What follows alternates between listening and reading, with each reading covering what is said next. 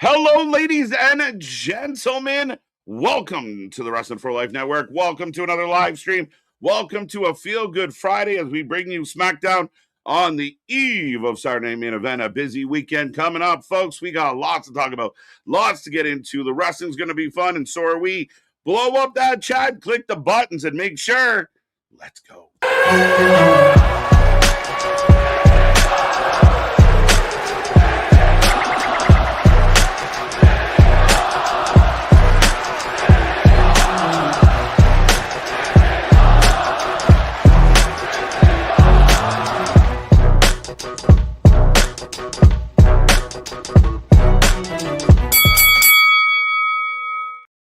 Ding, ding, ding. We are live and back at it again, folks. Like I said, we are the Wrestling for Life Network. This is another live stream as we bring you SmackDown tonight, getting ready for Saturday Main Event. Plus, we have Double or Nothing this weekend. It should be a fun weekend on the channel. Lots to talk about, lots to get into, and big shows on the way. So make sure you like, share, subscribe, be a part of the family, be a part of the shows. As me and that pretty face got you all night long tonight.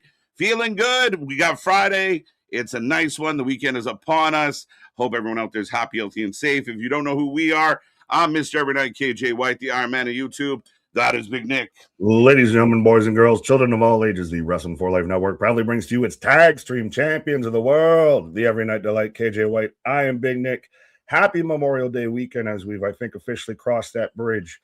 But also stacked weekend of wrestling, but tonight feels a little light in the britches. We talked about this briefly before we went live. One match and a lot of segments announced. A lot of segments announced, an open challenge, one match, like you said, as we're going to get Tala and I can't remember. Nakamura, which I am looking forward to as much as I slipped on who it was. But yeah, I mean, it's going to be interesting, Nick. They're obviously got some filling to do for this 3-hour show tonight. We talked about it before. There's certain things that probably could be announced. So we will see how it all kind of transpires. Jade's going to be here. Carmelo has a message for Trick and Yachty. So what will that look like tonight? How does that build? Carmelo, Trick being opponents. A lot of people talked about them being together, but one-on-one's not bad. That segment I'm very intrigued by because it could go both ways, and both ways sound pretty good to me. Yeah, that's fair. It's very much to where Trick can dig into that whole thing of I used to be under you, now I'm above you type shit. Hopefully the algorithm didn't catch that. But that they can very much go that way with it. They could go and run as a trio, which I think would be phenomenal. Interesting. It's good to go either way with it. And, you know, Carmelo has that history with the U.S. belt. It's been kind of a bit since we've seen Carmelo on screen. So I dig it. Yeah, it's something. We got to cycle some of the new blood in. We got to give Trick something to do. We got to give him a challenger. So let's go. Let's do this thing and see what it looks like. Again, we've talked about Carmelo's potential and where it could be. Trick's on fire. Little Yachty's been great, which is crazy. And it's working. It's working. It's getting over. So, yeah, I mean, that'll be intriguing. We're going to get Cody and Gunther. Oh, you're going to say something? No, real quick. I was just going to say, would you have them be opponents or have them be together? Because I feel like respectfully, Trick wins that situation if they face each other because Trick's still kind of the guy right now. Yeah, I'm kind of leaning towards let them fight. See what it looks like. There's history there. Maybe they can get a better match than they had. But it's two young guys. No matter who wins, I think this is something you could do for a minute. Like really make them rivals. Really make this belt kind of, create kind of a battle for it, and you could have a few matches with them. Yeah, I mean that's the thing. I mean, does Carmelo get a little more heelish in that case because Trick's so over as a babyface? So, yeah, very interesting. I didn't even really consider the idea of maybe they'll come together. I think it'd be an interesting way to kind of, because they do have that connection from NXT, which also could work into them being, great opponents. So maybe it's another way to kind of, does it help keep Carmelo up? Well, it keeps him busy, keeps him active, but it puts him in something noteworthy. And if you do position it right. He doesn't just take L's to Trick. No, not at all. I think you have an exchange. You have a rivalry. You make him a legitimate contender for Trick's title. We know Trick's over, and we just assume that means he can never lose. But there are ways that we can build a rivalry and a back and forth, right? Carmelo could always cheat to get the belt off him. And then, Trick's got to go back and get it. There's options here. Touche. But speaking of building a rivalry, you were about to talk about Cody and Gunther. And Cody they're and very much now Gunther. finally starting to build this because now we had Royce Keys almost take Gunther's spot for it. So now we can finally get to this Italy match. Yeah, it'll be very interesting. Now we're building towards Clash. Clash shaping up nicely as far as like some pretty big matches. We already know are going to be on it, and we're assuming a couple more are coming. But yeah, I mean, very interesting between these two. We didn't expect Gunther to pop up, kind of part of the favor with Heyman, and here we are. Right. Well, speaking of Germans, speaking of former Imperium members and everything, we haven't really talked about this yet. Ludwig Kaiser, again, me and Anthony talked about this briefly last night, but for those who don't know, Ludwig Kaiser, El Grande Americano, Marcel Barthel, this man was born with a wrestling name. Was he not? Was arrested for a battery charge in Florida. When was it? Wednesday night. Wednesday, yeah. He turned himself in, and since then it's come out of. You can't say have some manners. Allegedly, you've got people, canoodling in elevators. It's very Solange Knowles. Yeah, so maybe slightly different, but yeah, an interesting story that came out. I think again another great example of people need to fucking take a deep breath and relax before they start burning someone at the stake. It was first reported as a domestic situation, and people jumped on it like, "Oh, this fucking guy, we knew it." He was even trying to get with Charlotte. What a prick! Like, oh my god, guys. No. Then it came out, no, my bad, it wasn't that, it was this. So then the narrative changed. It was a battery charge. The story that I heard and more details have come out, and that's why I always recommend just try and find out what's going on before everyone decides, who should be fired and such. By the end of the day, I guess him and his girlfriend were making out. The gentleman made a rude comment about get a room and also potentially calling the authorities on her to return to her country. And it led to a scuffle. The last report I saw, no punches were thrown. It was just a scuffle. So then the gentleman being older, it sounds like, called the cops and pressed the charge. He'll fight it. The lawyers will talk about it. His bosses will talk with him about it. But I don't see this being, any bigger than it already is. It's very much still up in the air as to what's what. It's very much a fluid situation, if you want to say it that way, because like as of Thursday, the most we really knew was that it was a lot of heavy petting and, hey, have some manners, and Ludwig just jumped on him and was wailing away. And then other sources have put out this, have put out that. I know a AAA event or part of a AAA show had to get canceled. They were doing a special they were doing a Grande special thing, and obviously he was preoccupied. Well, and now we're 8 days away from the mass versus mass match. I very much agree, like you, it's not going to have that much of an effect on any of this. They're not going to change their booking now because of this. No, they're not going to change the booking unless like he was remanded or held by bond and he couldn't go anywhere. But again, in this situation, it sounds like even if he was the over aggressor, realistically, he's going to get a slap on the wrist or, a kind of a finger wagging, and we'll move on. He didn't try to kill anyone. He didn't brutalize somebody. But we don't fully know. Like, I mean, eventually, some elevator footage will come out on the internet. We can all talk about it. But again, I don't think the mass for mass issues in a problem. I'm sure if Ludwig explains to his boss what happened, it won't really, I don't even think it will affect his job in any way, shape, or form. Unless it's outright comes out that he was an absolute asshole, completely in the wrong, and it was shameful, he might get a little bit of a punishment from, the courts or the company. But until then, no. Well, and respectfully, as cold-hearted as it might be, the most it would probably be from WWE is like, okay, you take an out here or something like that. Like, or you missed this show. I don't think it'll be much of anything. Regardless of the outcome, I'm at this point now just waiting for TMZ. They apparently don't feel it worthy to pay enough to get the footage on it. So must not be that much of an entertaining scuffle. Right. And that's, I mean, again, it could have been anything. Like some people overreact. I mean, if the guy was bold enough to say to two younger people, like, knock it off, I'll call ICE on you. He also could often people that do that kind of thing are also very quick to call the police if you approach them. Surprisingly, so there's a correlation. I'm not giving an opinion. But is there also a little bit, like me and Anthony talked about this last night, is there a little bit of mind your business and you won't have no goddamn problems? A little bit. I mean, like, have you ever been around someone that's canoodling that you've had to feel like you need to address it afterwards when you're in, like, you're going down a stairwell or something like that? Like, stranger wise, no. I mean, I'm sure at times I can recall, a couple of people, or like you're at a party or something, you're like, hey, fucking go get a room. Right. But I mean, ultimately not really. Like, I mean, I generally mind my own fucking business when I'm out and about, How long's an elevator ride? Normally what, like 30 seconds or so? 30, 36. So I don't know. I mean, again, am I condoning the idea of like just standing there necking in front of some older man?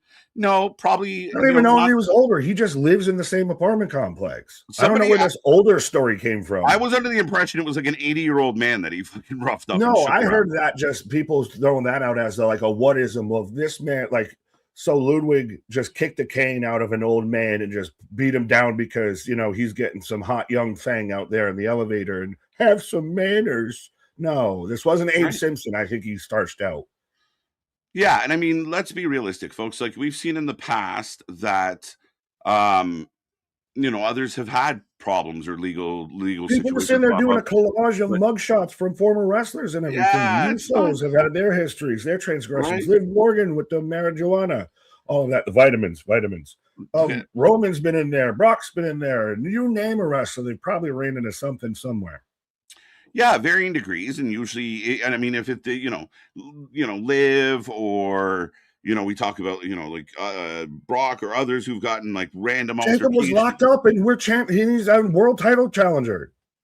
Yeah, I mean, everyone has a past. Everyone's had moments. So unless it's something completely egregious or unforgivable, that's going to be a thing. Others have been suspended and sent home for a few months because they got to get their shit together, or have been required to go to some type of treatment or counseling in order to keep their job. I mean, Jeff Hardy's infamous for this, but look how, look at him now. So he's Willow. All I could think of was you when I saw it. I was like, Nick's just going to be like, fuck. I hate that gimmick. I've never gotten it. I've never enjoyed it. I've never understood it. It's just like a kid that just plays dress up, and we're just supposed to all like clap and applaud. It's when your little kid brings you a macaroni fucking piece of art. Yay, Jeffy, we'll put it on the board. Jeffy, we'll put it on the fridge. No, it's not good. It's never made any sense. It's just Jeff being weird in the woods. Are we getting close to putting spooky gimmicks on the list? I just like specific spooky gimmicks. Wendy Chu and Willow are on the board. Wendy Chu and Willow. It's the W's. It's the W's that are throwing I hate W's. I hate alliteration. Right, but insane what the Hardys are doing. Willow's back. Helps Matt get the win last night. Obviously, that is not done. We'll see where it goes. But yeah, we're rolling off, folks. Hello. We see the chat filling up. We are about to go through roll call as we do for every single stream. We try and say hello to as many people as possible. We're going to click y'all. But wanted to start off with Bradley here tonight, gifting one membership. I didn't know if I caught the reason why, but Bradley, the giver of gifts, we appreciate you, sir. Yeah, Bradley, you might have to drop your reason why. And where was it? MDB already making me laugh. Nick hates Wendy Williams. Facts. It's facts. But top three from last night: Spaz, Ronan, Boston. Thank you for that. That's your chat points. The more you chat, the more points you get. And super chat, super sticker get you the bonus. So use those super chats. Plus, it stands you out and guarantees we click on your comment. National Road Trip Day. Well, we're not going anywhere. We're here tonight. We're going on a trip together, folks. Definitely. WWE's going on a road trip. They're going out there for Saturday night's main event. Then they're going out there to Italy, especially throughout June. They're going to be doing the European tour. Yeah, for sure. So road trips aplenty coming up there. Zach, welcome back. Clay Lewis, how you doing? Let's go. Eric's in the house as always. Welcome. Home show, Saturday main event tomorrow. And rest in peace to auto racing legend Kyle Busch. Sad story. Too young, but a lot of thoughts and prayers go out to the Busch family. But yeah, this is sad. I don't know how much you watched indie either. I mean, I wouldn't say that I was a huge indie guy, but I'm very much aware of who Kyle was. Well, he was also in the NASCAR series and everything like that. And a former 24/7 champion. A former we talked about all of this last night because that's when kind of the news broke of right before we went live of Kyle Busch tragically passed away at I think 41, and like I just saw clips of him getting interviewed after a race and everything from like 5 days ago before he passed away. Yeah. Like life comes at you fast, people. Yeah, man, he's my age. It's terrifying. Like, oh shit. I said the same thing. When it's people that are a lot closer to your age group and your age bracket, you're like, shit. When's that doctor's appointment? Right. Yeah. You're like, oh no, I better go call some people. But yeah, T's and P's for sure. Sad story. But welcome back, Eric, TJ. Good to see you. Welcome back. Ronan, always a pleasure. Our current predictions champion. Folks, the prediction link is in the chat. It will be on social media. It is in the Discord. Get your predictions in.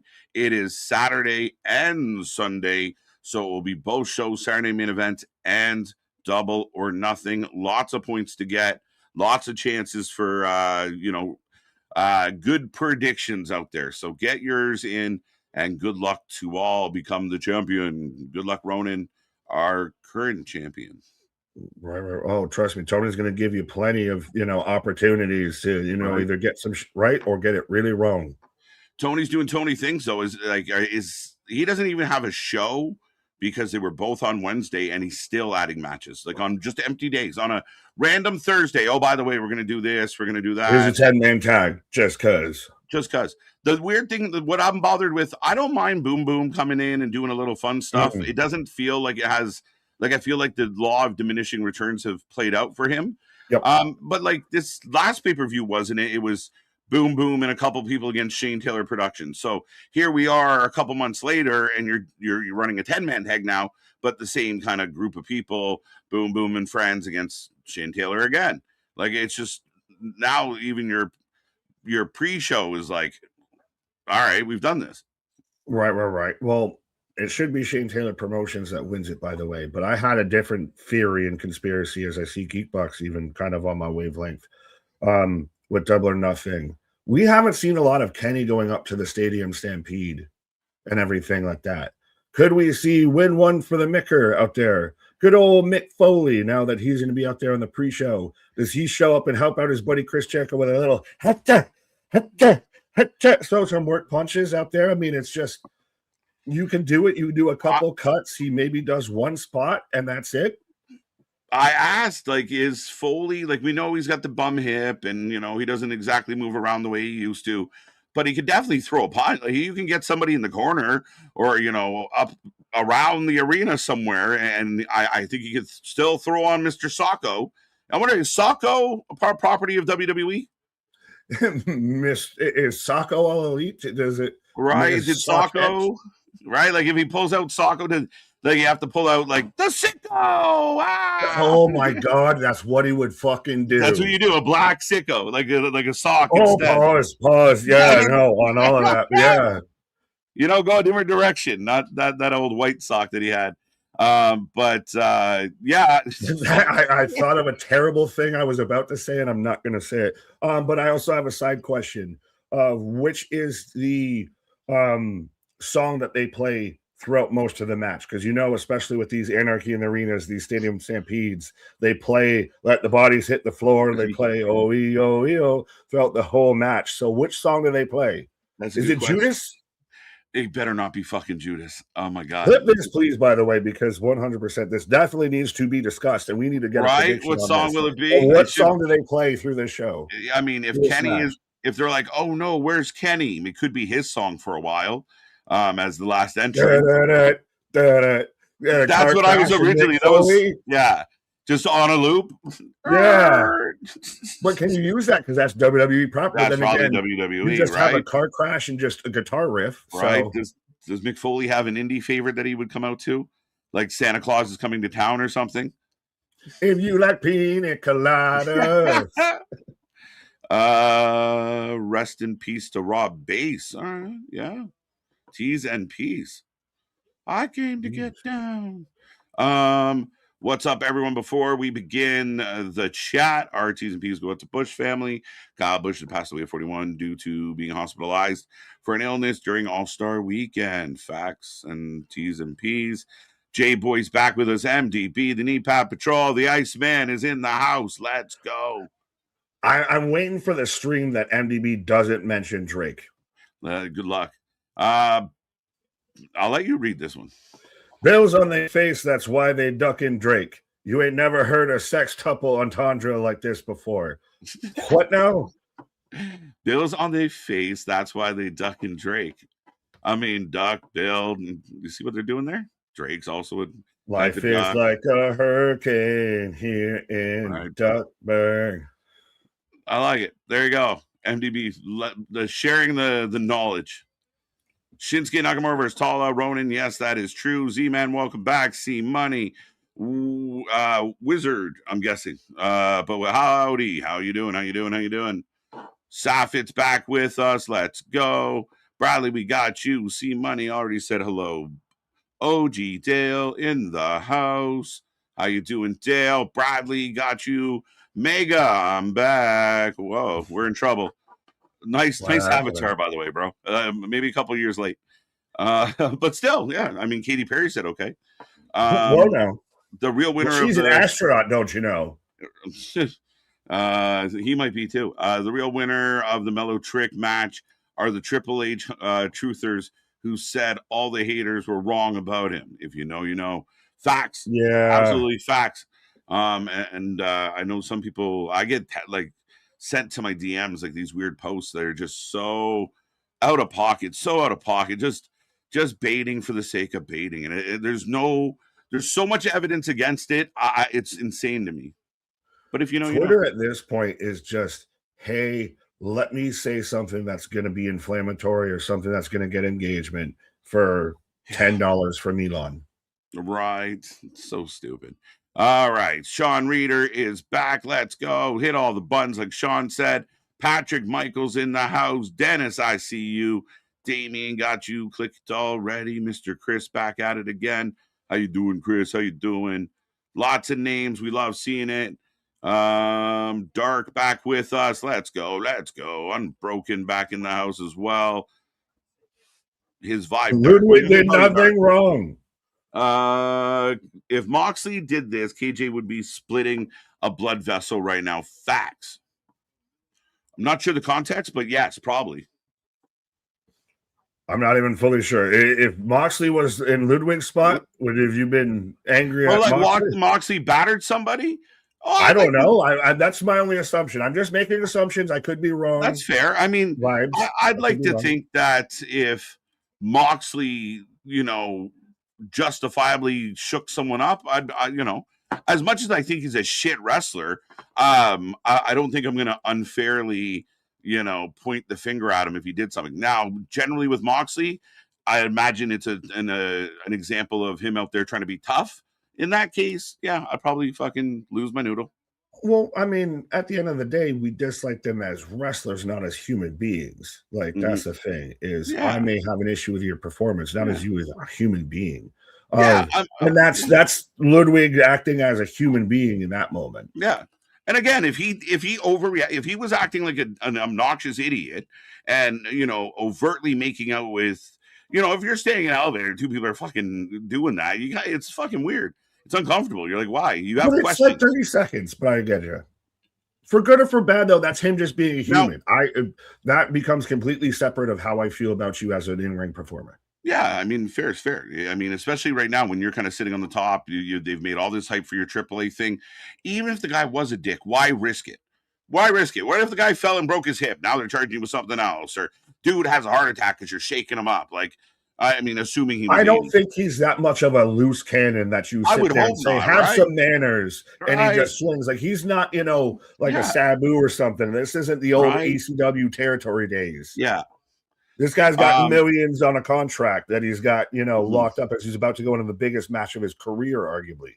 Yeah, for sure. I mean, that's crazy, right? So I don't need cringe Willow umbrella. Got enough umbrellas. Ella, hey. Nicholas over on Twitch. Don't forget, we have a Twitch. We have a Twitter as well, or an X, whatever you want to fucking call it. Am I it right now, Chad Gable for the W at Triple Mania? I didn't think so. But now maybe. Will that change anything? No. Right. Nothing changes because of this. Still, I more have questions as to how the US version of this story has failed when the AAA version of this story has skyrocketed. Right? Like it's so far apart, just across the borderline that I'm like, what did we do here? Yeah, I mean, that's always one of the interesting things of nowadays, like modern information that gets put out there. And what I find, and I'm not breaking any new ground with this, but watching like something that's completely false and baiting, like just explode and go across the board. But then when the truth turns around, like everyone's like, he beat a woman, get him. And then the truth comes out, like, no, he got in a scuffle with a guy because he made a rude comment. And then it goes quiet. Like there's no mass reporting of the counter. Like it's an unfair, like it really is a lopsided value for, especially if you're the wrestler. Like, great, everyone, millions of people, were beating the drum about me being an asshole. But now that I'm not the asshole, shit, no one's talking about me. Christ, what did I do? I was talking about the storyline with on Raw versus in AAA, but I fully get what you were saying. I ran. So where it's again now that it comes out that Ludwig might have not exactly just been an out and outright asshole. There's nobody like, oh, wait, sorry, I might have been wrong. No, it's still, oh, he does this. He's a prick, all of this. Right, but Geekbox, how you doing, buddy? Folks, go check out our buddy Geekbox, the second favorite box in the world and the number one in our hearts. Out there bringing the wrestling world together, one video at a time. So go check him out. Lots of clip videos, lots of his own content. The man is family around here, so go give him some love. Got to get him back. Right. It's been a minute. We got to talk to our buddy Geekbox. Now, see how he's doing. Yeah. Bada boom, bada bing, bada boom. It's the solution. Bada boom. Realest guys in the room. How you doing? Bro, we were way ahead of this one. I don't give a shit. We got receipts. We were so ahead of the fucking Enzo Cass, possibility. If it happens, all rumors. Sloppy. Well, and I asked this to Anthony last night, and I'll ask you, and I'll ask the chat again on a Feel Good Friday here. Does it feel now, if you're going to bring back, say, Enzo and Cass, and you might bring back Corbin, which he's kind of even denied, but does it feel like WWE might be now getting people on vet minimums? And after they just released a bit of talent or asked people to take pay cuts and everything, it's like any offseason of you get rid of your top tier talent that you're not using, your high contract talent, and you get some vet minimum. Yeah, you start bringing in some vet guys that will come in and on a little bit on the cheap. And that becomes the argument. Like when people say, oh, well, why is so-and-so still here? Probably because they're inexpensive and they can take an L just like the other guy who's triple the price. Facts. Vet man, I can as if you can block anywhere near close to him. Yes. I got then. I'm past it now. Oh, you just got then now? Did you get those two words always follow each other, but yes. Did you get now then? Now. Okay. As folks, we are syncing up as the show's kicking off. Forever. We're close. Folks, ladies and gentlemen, you can sync up at home and join us together. Yeah, I think I'm going to just think we're perfect. There we go. I think we're got perfect the sky too. view. Hey, look at us. Making me blush, bro. Sunday. Love it. My childhood there. Those commercials during Saturday morning wrestling. The Sunday. The Grave Digger. This Sunday at Skydome. Grave Digger was my favorite. Had a monster truck. Yeah, man. I love Grave Digger. Bigfoot used to kick everyone up. But we're getting a replay of last week of now. Is it odd that Cody had to set up his own stage? It's much like how we watched on Dynamite, to where they're having to staple the barbed wire to the table. Why does everything got to be a DIY project? It's so funny. The stapling thing's stupid. DIY with Tama. Why did no one make this joke? Now No, but I mean, I think it was the week before that when they did MJF's contract signing, like in the overrun, and they were setting up while he was still in the ring. And I was like, that's real Bush League kind of silly looking. Like, why would we do this? And then Cody set up his own. But I think the message they were trying to send is like, Cody's so adamant about this fight that he's gonna, I guess. It was also hilarious because when he threw the chair in the ring, pyro went off right afterwards. Yeah. So the chair got pyro. The chair got pyro. Don't tell Boston, he doesn't like it. But Enzo probably smells like bleach and old Jordans. Yeah. Oof. I believe it. It's in your How do you still feel what about a chat? Let's go, guys. Royce Keys getting involved and now with the Cody and the Gunther situation of that's for everybody saying they were just sleeping on him. They threw him right towards the main event. They threw him in with Lions, man. So again, it's a good performance. He looks good. I mean, it's kind of that thing of the rookie kid steps up and makes a big move. You know, he got humbled and knocked back down, you know, by Gunther at the end of it all, but good showing and shows this guy's business. This is somebody to pay attention to. Don't sleep on Royce. My favorite meme, though, out of the whole thing with Cody sneaking up behind Gunther and hitting him with the crossroads is Musty Rhodes.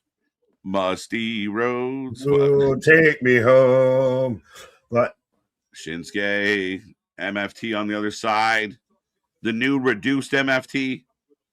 The slim down edition, the Tongans and Solo. It's, you know, it's like that the thumbnail for the first Bacon Club of me, you, and Anthony, like the Death Row Records poster. Oh yes, they do have another. There is at least 2 matches and officially because Tiffany has an open challenge. Because of course we can't have a wrestling show without an open challenge. Nowadays, it really does seem like well, I didn't think of anything. Just open challenge and send them out. Omofemi was the fucking iceberg of this whole situation, pun intended. But he was good. Like, but they still did Kevin Knight's now after this. They've done Tiffany Stratton's. Well, and AEW's done it twice. More. AEW's doing it, and we open with Rhea Ripley. Don't forget tomorrow, folks, we're here at 7:30 as we bring you Saturday night main event. Who knows what other trouble we're going to get into. We have Double or Nothing on Sunday. Next weekend, we're here for AAA and Clash in Italy. We going late and we're going early. We might just pull an all-nighter, folks. So tune in. Sleep over with the boys. Pause. But yeah, Rhea kicking off here. And at Sunday night's main event, we're going to get her, Alexa, and Charlotte taking on Jade and the Baddies, which do you almost feel at this point it should have been Rhea and Alexa taking on Fatal Influence? That should have been almost more of a Saturday's main event. Like, I don't know if are we running back Jade and Rhea again? It kind of feels like that's kind of what's happening here now. I'm very curious how this trios match works out. Is there something there? Does Charlotte snap and break away from Alexa, and that somehow leads them to lose? You are fair to say, though. I mean, I might be more excited to say Fatal Influence over Jade and the Baddies. I know we kind of had it. You know, this has been the ongoing story, so that's why I'm like, why aren't you doing that? And you put them in a prominent spotlight. I know Jade's out here, but again, are we just doing? So what do we get out of this? You get Rhea versus Jade again. And then you get what? BFAB Admission versus Alexa? No, I think that should trail off, right? But so is this the blow off of all of this? No, I think, like you said, I think it's leading to Jade Rhea again. Yeah, so that's why I'm like, I don't need that match again. I really don't. Yeah, I don't know. Unless it might be my opinion, but I don't know where you go with Rhea, but I don't know if it's back to Jade. Yeah, as much as we didn't hate the match at WrestleMania, I don't know that I'm like clamoring for like we should do that again. But if Jade's going to be the woman, she keeps coming. Yeah, you're right. This soon might be a big factor to your point. Lazy Booking, welcome back. Denisha, welcome back. Cooper, I'm an astronaut now. I'm high as an astronaut. And I'm going to be high. Higher than a bird's peacock. Moving on. Got my predictions in. I've got a good feeling this time. Good luck. Good luck. Really interesting to see how these ones are going to play out. 5 matches on the Saturday main event card, and Tony just keeps throwing matches in there. But what are we up to? 4 pre-shows, and is it 10 main show? We are at, I'm going to refresh. Going by Wikipedia, we are at 3 pre-show. And we have 1, 2, 3, 4, 5, 6, 7, 8, 9, 10. So still 10 pre-shows. So 12 total. I don't know. No, 9 total. Yeah, 9 main show then, because that would have been math. See, I told you I failed math. Right. Oh, wait a minute. Charlotte Flair. Well, they're about to be partners, so got to get her on the show. Why are you here interrupting, though? See, are they going to create some kind of tension here? Between Charlotte and Rhea, fine. I remember when we had the stare down between Lash and Rhea. I know Triple H and certain people might want us to forget that, but that was the thing that happened. I would rather see Lash versus Rhea as a one-off, as a little bit of a mini feud there for a minute, than run back Jade. Right. As Dale Campbell's smiling ear to ear right now somewhere. He'll come out to a compilation of him crying on as many Twitter videos. Facts. Mick Foley. Oh, well. Mr. Sicko! Dude, I want to see him do it now. Just be like, we called it. It'll be interesting if they, like I said, I've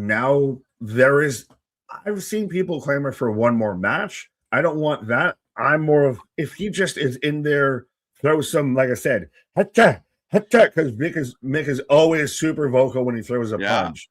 Always was. Have a few of those, and he takes a bump, and that's all he does. Amazing.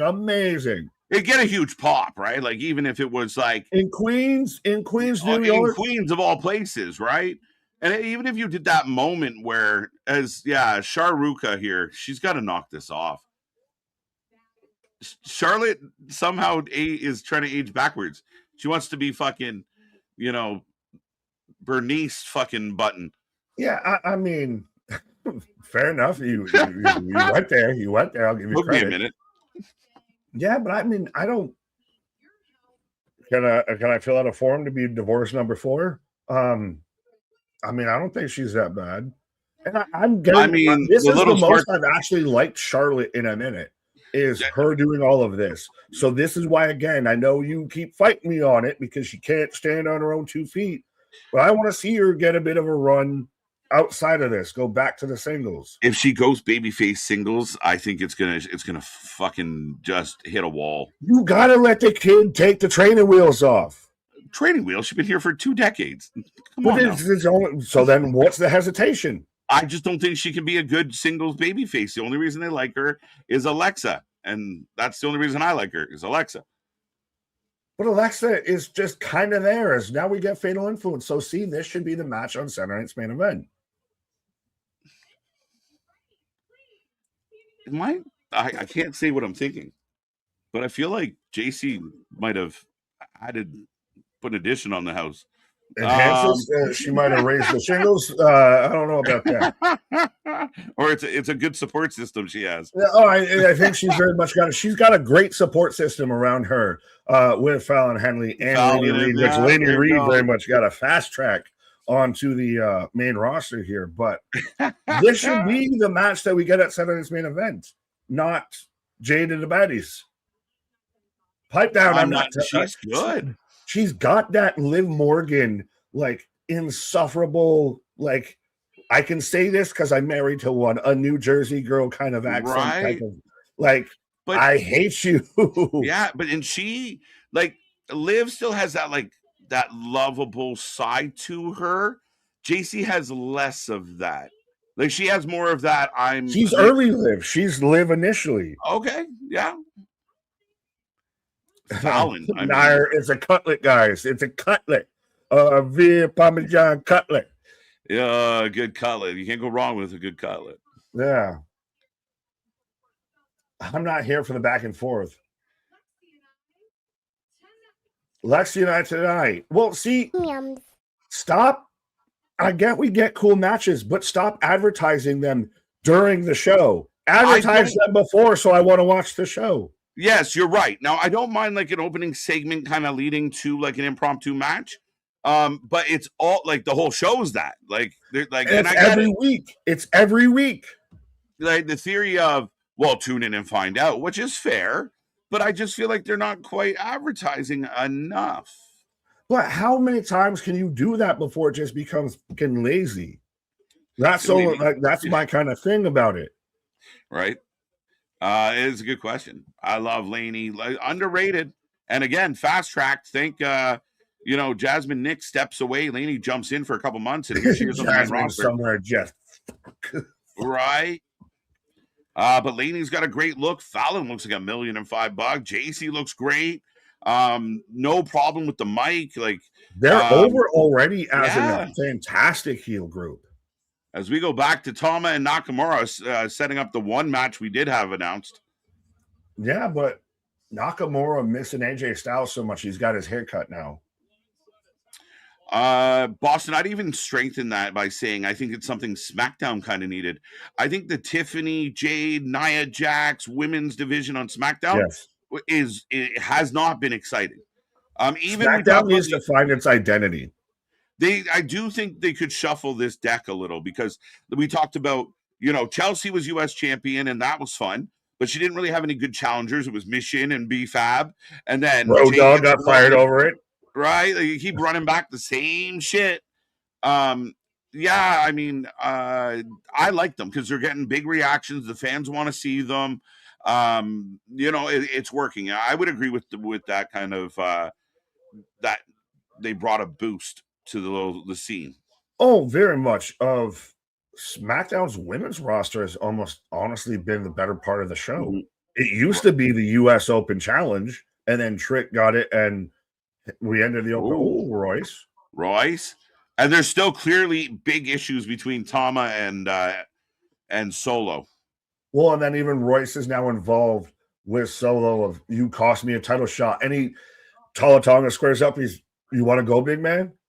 But I like this a bit because now everybody on the shows, and that's something that WWE is not getting, I think, enough credit for currently, of everybody that's on the show has something that they're doing on the show a bit. Like there is, like, Royce is involved with the Cody Gunther thing, but Royce is also still involved with Solo. LA Knight on Monday Night Raw was involved with the Usos, but he's still also involved with Seth Rollins and all of that. Everybody's got a little bit of connective tissue amongst each other. A little bit, right? You kept chuckling, so I didn't know if I was going up a creek without a paddle there. No, you're right. It makes a lot of sense. MDB kind of made me chuckle with the Liv being insufferable. Thank God she's pretty. But I paraphrased for you, buddy. Almighty with us. What's up, guys? Hope you're having a good Friday. Hope we get a good SmackDown. Hoping so, as we are not wasting any time. We've set up a match between, who was the official? Like, was it Rhea or? So it's going to be Alexa taking on Fatal Influence. Fallon and Laney, or is it just Fatal Influence? It might be. I don't know. Well, I lost track. We were gabbling. Well, we were kind of mopping up the drool here, but I got Tonga out here. And well, shout out Almighty Pop, because I think he popped in as a new name last night on Thursday and let's go. Stuck around. So shout out. So up next, folks, we're gonna get Tonga taking on our good buddy who's I misspelled something, sorry. But Tonga taking on Shinsuke. This is interesting, Nick. Like, where can this go? I still wonder what's going to end up being the final kind of payoff with Tonga and Nakamura chatting of where we're going to go now with the MFTs, now that they've gotten the Slim Fast edition. I like Nakamura to get the win here, and I wonder if, like, where's Emilia? Where does this all kind of mold into the mid-card scene on SmackDown? I think it's a good side mid-card thing. Like, you need productive and interesting things for the non-title mid-card. The non-title, even the upper, the main event scene needs non-title stuff. And we had that with like Drew and Jacob, yada, yada. So then when you move somebody into that next situation, it makes sense because you've been watching them. I like that Tom is getting a bit of a momentum behind him. And how does this build up? Does he turn? Is this a case that Shinsuke needs friends, so they go get maybe some old friends that are kicking around that might be available to sign? And it's a New Japan, Tongan war. Well, that's what I kind of thought when you brought in Evil, who's now Nakanu or whatever the hell his name is now at this point, Mr. EO Sky. But I thought that they were going to kind of go a bit of that way with it. It's still going to be interesting. I think they're ultimately just going to go to, like, I bet you, I don't know if it's going to be, it might be by the end of 2026. We're going to get a Tala Tonga and Solo Sikoa versus an Enzo Amore and Big Cass match. That's a bold statement. I'm in. All right. I think they're going to make Tala and Solo a tag team. Tama's going to go off on his own. I think you really embolden that mid-card title scene. If you've got Nakamura, you've got Tama Tonga, you've got Carmelo Hayes, you've got Ilya Dragunov, you've got Sami Zayn, you've got a Trick Williams. That sounds like a really nice little crop to start a mid-card division with, if you ask me. I like it, and I'm a big fan of Tama. I know you are as well. We already saw his brother unfortunately let go, but I'd hate for them not to get anything out of Tama. Like, to me, not really a good look, Trips, if you bring in a guy like Tama and don't get something out of him. You already made me disappointed with Jeff Cobb, and I'm already really sad. Again, we haven't fully talked about this. We want to revitalize the tag team division. So you had GOD on your roster this whole time and never capitalized on that. I didn't even think of that. Pay the fucking fees to Ain't Nobody Realer Than Gorillas, and you could have that versus the Usos and just shut up and take my money at that point. As a wrestling fan, shut up and take my money. Yeah, you set up some really cool shit, and I know we kind of talked about it a bit, but in one breath, you brought in people that you didn't use. Your tag team, like, you're not using it. So this idea that now they're going to rebuild it, they did it with the women. So what do you have? What are you going to rebuild it with? Who is it? What does it look like? The good news is they're apparently going to try.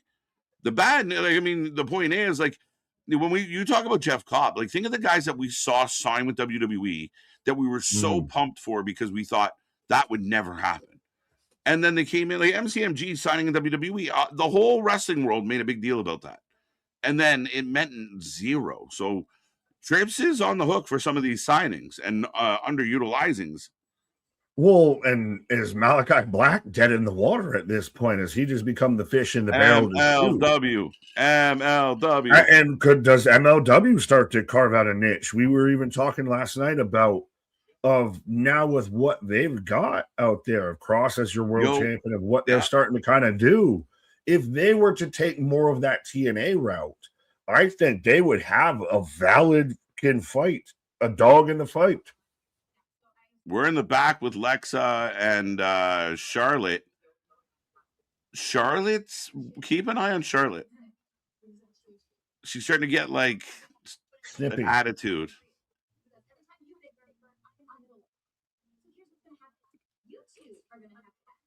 Oh, so Alexa doesn't want to be in the match.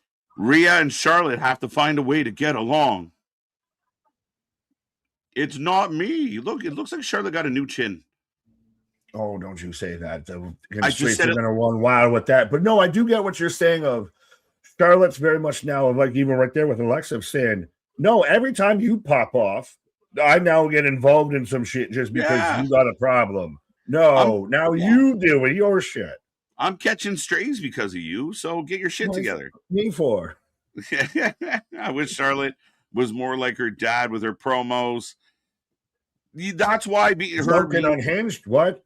Drunken Unhinged. Not his late year promos. What promos are we talking about? Yeah, there's different eras of Rick promos. There's eras, right? Is it the style and profiling? Is it the dropping the elbow on Rick did the Eras tour before Taylor Swift did. Facts. Shinsuke gets a nice pop.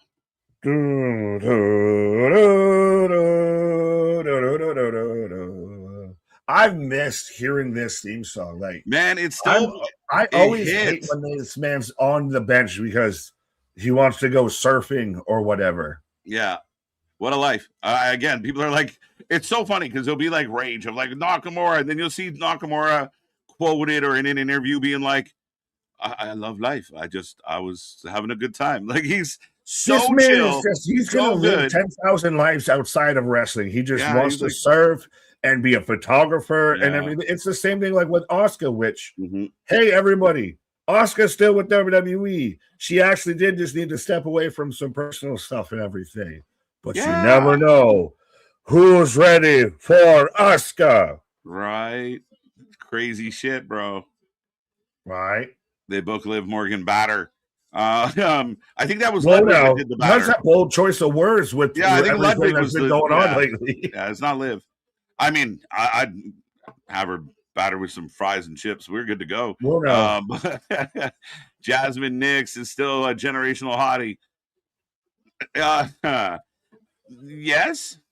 I mean, yes, but you don't think that she's out there now is seeing that the fatal influences on the main roster, that she's a little bit like, you cashed out on GameStop before 2020 happened. Yeah, but everything happens for a reason. Maybe Jasmine couldn't have handled this anyway, and she clearly wasn't a wrestling person. Like she wasn't one of those people that were like, I can't be. She could have done as good as Laney Reed.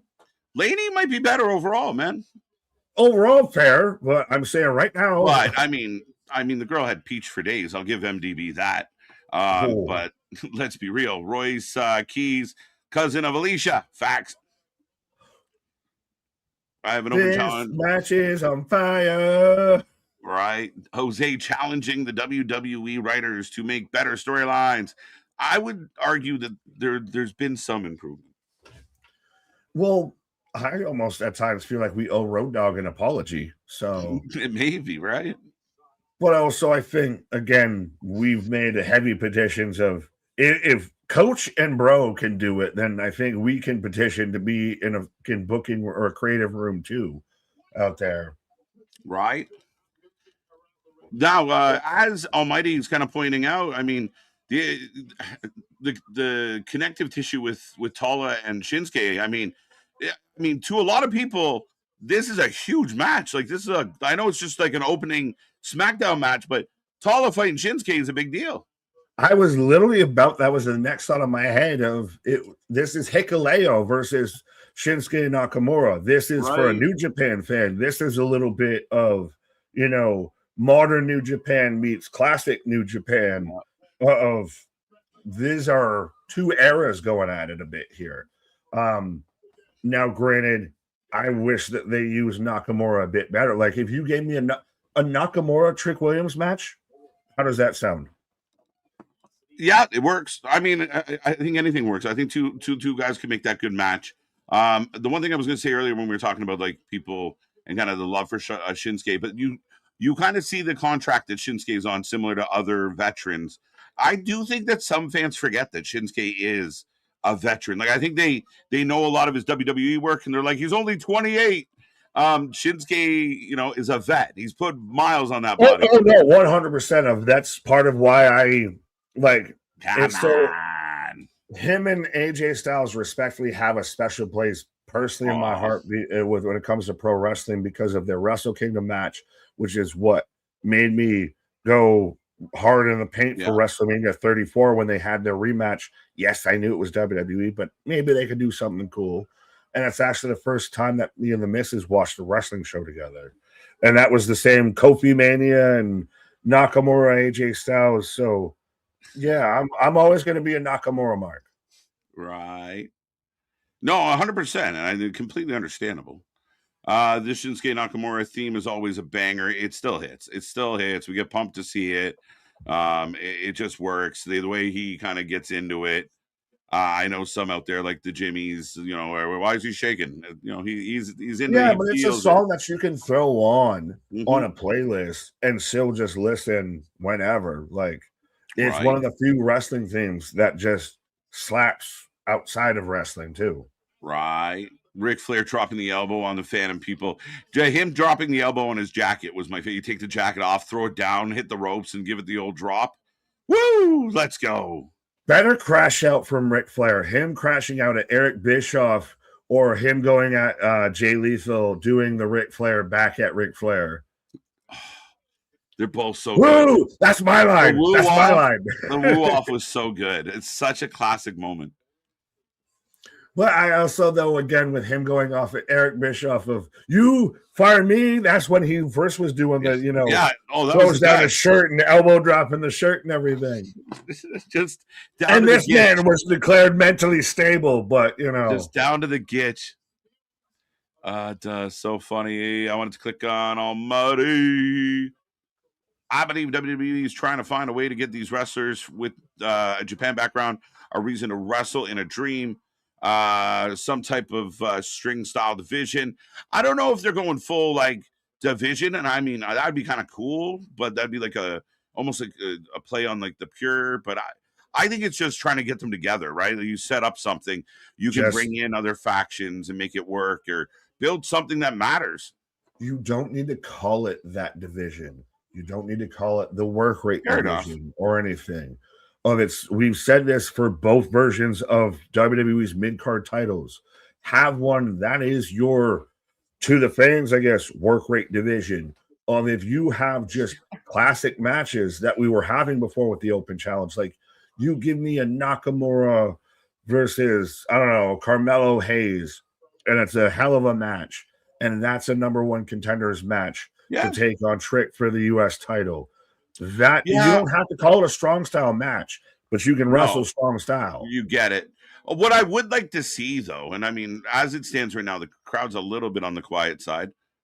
They're starting to cheer for Nakamura, though. But I do think you have an opportunity where you could. We always asked for it, and we see a lot of factions nowadays, but there's not a lot of real badass, cool factions. And I really think you could do something cool with a bunch of guys that don't listen, that fuck up anything they want, that they're constantly turning guys into new members. Kind of give us that you mentioned the GOD vibe, the Bullet Club vibe in WWE. I think we could use some of that chaos. You right now, fan of Dark State, is going to pitch that we need another chaotic take over the show. Anti-Death Riders, you are going to pitch that we need another anti-authority gimmick in pro wrestling. I just want the New Japan guys to decimate. Let them have a fucking singles match. Have Tonga out there versus Trick Williams and call it a goddamn day. I'm losing Dark State. I kind of want to see the New Japan guys band together. It's now just Light State, right? You can go get Finn. You're just gonna do OG Bullet Club? Why not? You tried that before with the PC and the club and the OG. Yeah, that wasn't good though. That was not done great. So if they do it 5 times, it might be good. No, you do it with better 6 people. Times is the perfect amount of times. You make it make sense. You use good quality talent. So Gallows and Anderson aren't quality talent. Finn Balor, not at that time. They weren't what they are. Like they didn't have the impact. The fan, I mean, they had their moment, but no, I mean, you have a chance to do something cool with these guys. That's why I was pumped to see them all come in originally. I just like to see that we've got what should be a solid mid-card division that could move up towards an upper mid-card to an upper card division, and that it seems to me that there's a lot of connective tissues amongst interchangeable stories. For sure. And we want all of that, for sure. Bro, she's the champ. You're going to be very upset when she loses the belt. She's the champ. Right. Like, oh my God, because she just became champ. They made her a music video. What more? How many other people are getting music videos made for them? Everybody hates these days. Everybody thinks it's strange. I love Trouble too. Let's go. No one loves Trouble. I love Trouble. Let's go. String style sounds like AEW at times. 1, 2 count. Can I just say that Moxley and Kyle O'Reilly is not a pay-per-view match that's going to suck? It being on the card hurts this the pay-per-view? I don't think so. I don't think it hurts the card. I just think it's going to be, we know what it is. It is what it is. Oh, Shinsuke. Nice. Oh, getting caught that What man. a power slam. Solo off the distraction. Nakamura caught. What a Solo is beautiful, and about they the same woke the size crowd as up. Omos, but works way better. Oh my God. So Down goes Shinsuke. 3. And it's over. See, I like that. Now Shinsuke is going to need help. But Tala's picking up wins, Nick. No one's talking about. They're booking Tala pretty good. They're making Tama look good. Solo still solo. Remember when they crashed out about where's Hikuleo? And then that Where's fucking Hikuleo? We found him. That's what the fans do. They freak out, like, and then like, oh, okay, there he is. And then they move on to the next thing. Oh, well, where's this person? But we're going to spike him. Oh, yeah. That's the spike. You ain't going to do this today. Not on my watch. No. Yo. What are you doing? Yo, I like this. Oh, I love this. Oh, he does it. Hidden blade from Tama. A show of loyalty. But he's still like, he didn't really hug. He didn't hug back. He didn't hug back. Yeah, but that's also, it's an odd bit of move. Oh, spike. Oh, really? Let's go. Damien. And the boys just walk off. So good. And Tala takes him takes his time. And I like this, where we talk about companies, the bad guys running away too much. Watching the Giant saying, I'm bigger than you, bitch. I don't Go run ahead. from nobody. Take your shot. You're lucky he's telling me to get down. I'd fuck your shit up right now. I still think, though, at the same time, they couldn't hit what they were going to do by the time they hit the ring. Right. 10 seconds is not how fast he can run. I'm surprised with the Tonga thing. I thought that would have been the moment you pull him out of that. I'm surprised. That's a huge tease, right? Like, that's there. But it doesn't mean but he also even does, like you said, he does the hidden blade, which it was weird that he cut it off to just do it himself and did a move that's not his move. And B, is that a subtle tease, New Japan, a little tip of the chapeau out Maybe. there? A little homage. Omelette du fromage. Allez, oui. As we're going to get a run back at Jacob and Roman and their rivalry heading into next week. Do we get Kevin Owens back in 2026? I hope so. There's been a lot of positive reports. I take it with a grain of salt as always, but it feels like it's getting closer. I think we won't know until it happens. I hope it happens, but I'm glad that we probably won't know until he shows up. If I know Kevin Steen, we're not going to know. No. He's seen backstage at Smackdown tonight. Oh, no. I don't think so. And if they were smart, that would be one of the ones where he comes in. Cloak and dagger. You bring him in after the show starts, like the Punk treatment, right? Like you stay at the back door until we signal you, and then he goes running in. I think, and maybe I'm biased, dude, but his music hitting in a wrestling building, again, is going to blow the living, the where fucking do you roof right slot off the place. him in as they're doing a video package for Tribal Combat? Where do you put Kevin? Because I think that depends where you put him. It depends on the reaction. If it's Roman's in a segment, and all of a sudden you hear da da da da da da da da, the crowd's going fucking unglued. If it's Sami Zayn, it doesn't matter when you get the music, you're still gonna get that pop. Are they leaning anything Sammy KO related? I don't think so right now. But that's the thing about KO. You can put him anywhere. You could have him come out and beat the shit out of Cody or fucking. Oh wait, lights out. Lights out in Aldis's office as he's meeting with Little Flair. Cody Rhodes. Gunther is not here tonight. The way both of these men are dressed respectfully I feel like I'm anticipating them to see, man, see, this is how we take over the bag, how we knock it over, right? See, monkey bones. How about you get your he comes up in his car, he's got his Tommy guns, he shoots up the block. We're good. Yeah. You got 10 seconds to get your yella, no good. Like just that kind of no vibe. Good, property. Oh no, Sami Zayn. They're booing Sami Zayn. Yeah, he's a human being that managed to look like he either A, got out of a shower, or B, doesn't shower all at the same time. You're right. How do you look like you just got out and you've never went in? Exactly. How are you wet and greasy at the same time? Sammy's starting to do almost like the single white female gimmick. Like, I just want to be your friend. Let me love you. But that's what it is. And that's I didn't do anything wrong. What did I do to get booed? Just let me love you. Me for?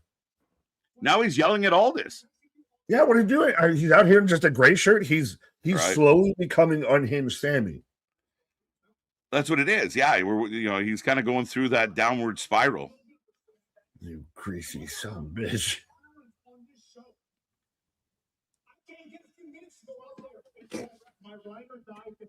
My ride or die fans. He's talking to me, folks. Sammy's talking to me. The man who's about to take a pause. Right. Is the ride or die for Sami. Right. If that isn't the best sentiment for ride or die Sami Zayn fans. I'm going out there. Oh, wait, Cody came back. They're saying, what did you say? Oh, everybody's done that before. You hear somebody start to mumble something. What did you say? Say it with your chest. This is Sami Zayn. Oh, he has a horse, 100%. Cody's putting all this bullshit back on Sami, and I love it. They're making me like Cody. They are. This is that. Sami has to get credit, man. They're gonna fight. Is one of the most. He will go down as one of the most slept on superstars of all time. Listen, I'm gonna take heat for this. Sami, in a way, kind of reminds me of Razor Ramon or Scott Hall, in the way of Scott was always the guy that was in the middle of the card, launching guys. Right, The Rock went through him, Michaels went through him, Trips went through him. So many guys had to go through Scott Hall to get to that next level. And really, Scott Hall was never a world champion. Sami's kind of that guy, that never a world champion. But if he's a bad guy, you put him. He helps Cody get cheered. If he's a good guy, he helps guys like there's a whole slot of the guys that I get. I very much I agree with a bit of your sentiment, and I see where you're going with it. Like Mr. Perfect's kind of in that category of we're always, the bridesmaid, never the bride kind of vibe, but we're integral to. I thought you were just booing my whole argument the whole time. I'm like, what did I say? But no, I think that there's very much a group that, like you said, with the Razor, might be ahead of that class of was never a world champion WWE, but still had an incredibly impactful career and launched a lot of people into being world champ. You need good support guys. And Sami, whether you love him or hate him, and I know many of you out there hate him, but that segment was great. Sami starts bitching at all this. I agree with you. Like Cody was being fun, like the guy with the attitude, and Sami, you're always in shape. You're ready to go. You're a thoroughbred. What did you say? Yeah, come on. You got this. You're good. What are you talking about? Right, and not always. If you've ever pulled that on someone, it's the funniest thing because then people don't know what to say. Oh, you want to talk? Oh, let's go! Come on! You're like, wait, what? What do you mean? You really want to? Yes, come on, let's go. Yeah, the second you actually they challenge you, in the second you're like, yeah, cool, okay. Wait, no, I didn't mean that. Right. Bite your tongue. Listen, it's a fair comparable. Yeah, number one. Let's go. It's the only I get the concept comparable, but maybe if you're going to go in ring and characters, that's where you can differentiate it. I get the position. It's like how you have a right guard doesn't get the same, accreditation that a starting quarterback does. But if the right guard's fucking up, the starting quarterback ain't doing the same. Yeah, I mean, in a lot of ways. I'm not saying that Sami had the Hall of Fame career that Scott Hall had. I'm not. I'm just saying there was several people, that kind of, the Scott Halls of the world. I think Henning was kind of one of those guys. Rude was a little bit, even though he was more hung around more of the main event, but guys that really helped launch other talent. Yeah, but you picture Rude with the IC belt and everything out there with Warrior. Yeah. Mm-hmm. Yeah. I mean, you have to have those guys because, again, you need somebody to take losses. Not everybody's a starter, if that makes sense. I agree. But Kyle, Nick, do you think we're getting closer to seeing Nick Aldis in the ring? I'll let you answer that. I'm going to bounce and I'll be back before shit goes down. You take a pause for the cause. I actually think we're getting further and further away from that.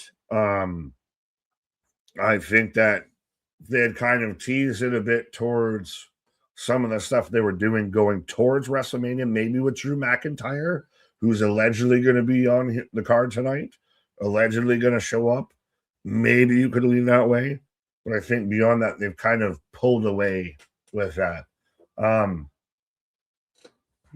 I personally would love to see it. Excuse me. But once you do it, he's a full-time competitor.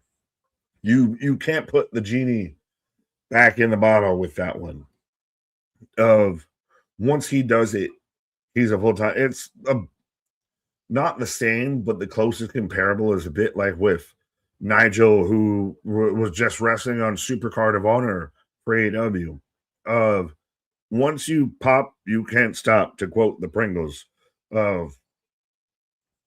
You have to make the moment warrant him coming out of it, unless he's going to be a full-time competitor, which I'm not opposed to. But yeah, it's a long way to get around the wrist. But yeah, Alan, who do you think will challenge W? So yes, right now we are, I believe, in commercial, waiting for, if we might have a slide for it, of the open challenge for Tiffany Stratton. A lot of people seem to think that it's going to be Blake Monroe. That's a fucking mirror match and a half. I don't know if that's so you'd have her show up and take an L. I don't know if that's the best way to go about it. I don't like that it's an open challenge. There's already a lot that I'm going into this not liking and worried that we're going in the wrong direction. I hope that they can pull it around as they're replaying. So the Masters of the Universe, the He-Man movie, has paid for the sponsorship of this replay of Damian Priest or saving Shinsuke Nakamura. But hashtag not sponsored, by the way. Now we got them backstage. But MDB Blake Monroe, please. But she's going to take an L then. She's not going to beat Tiffany. So is KJ Sami Simp? He'll have to address that. Lady B, remind me when he pops back up. We have to address if he's a Sami Simp.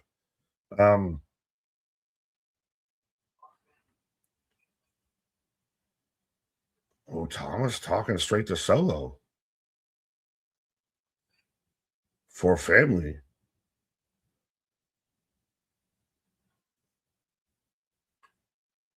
So Tama's doubling, tripling down out here.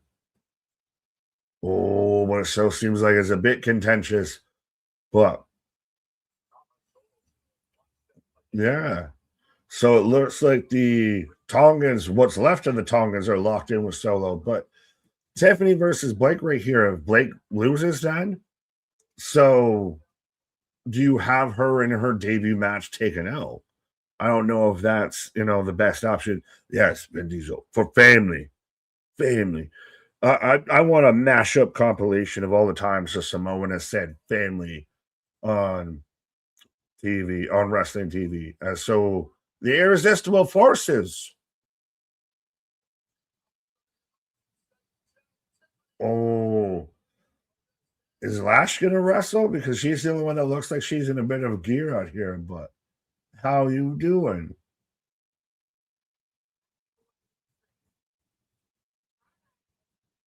Oh. So they're talking about their match at Saturday's main event. But yeah, I'm down with the thickness out here. I would spend some money and get him to be a Sami cameo if Sami did them. Well, then you can get a Stevie cameo. Get a Stevie Richards. I don't know. Go down the alphabetical order. I don't even know.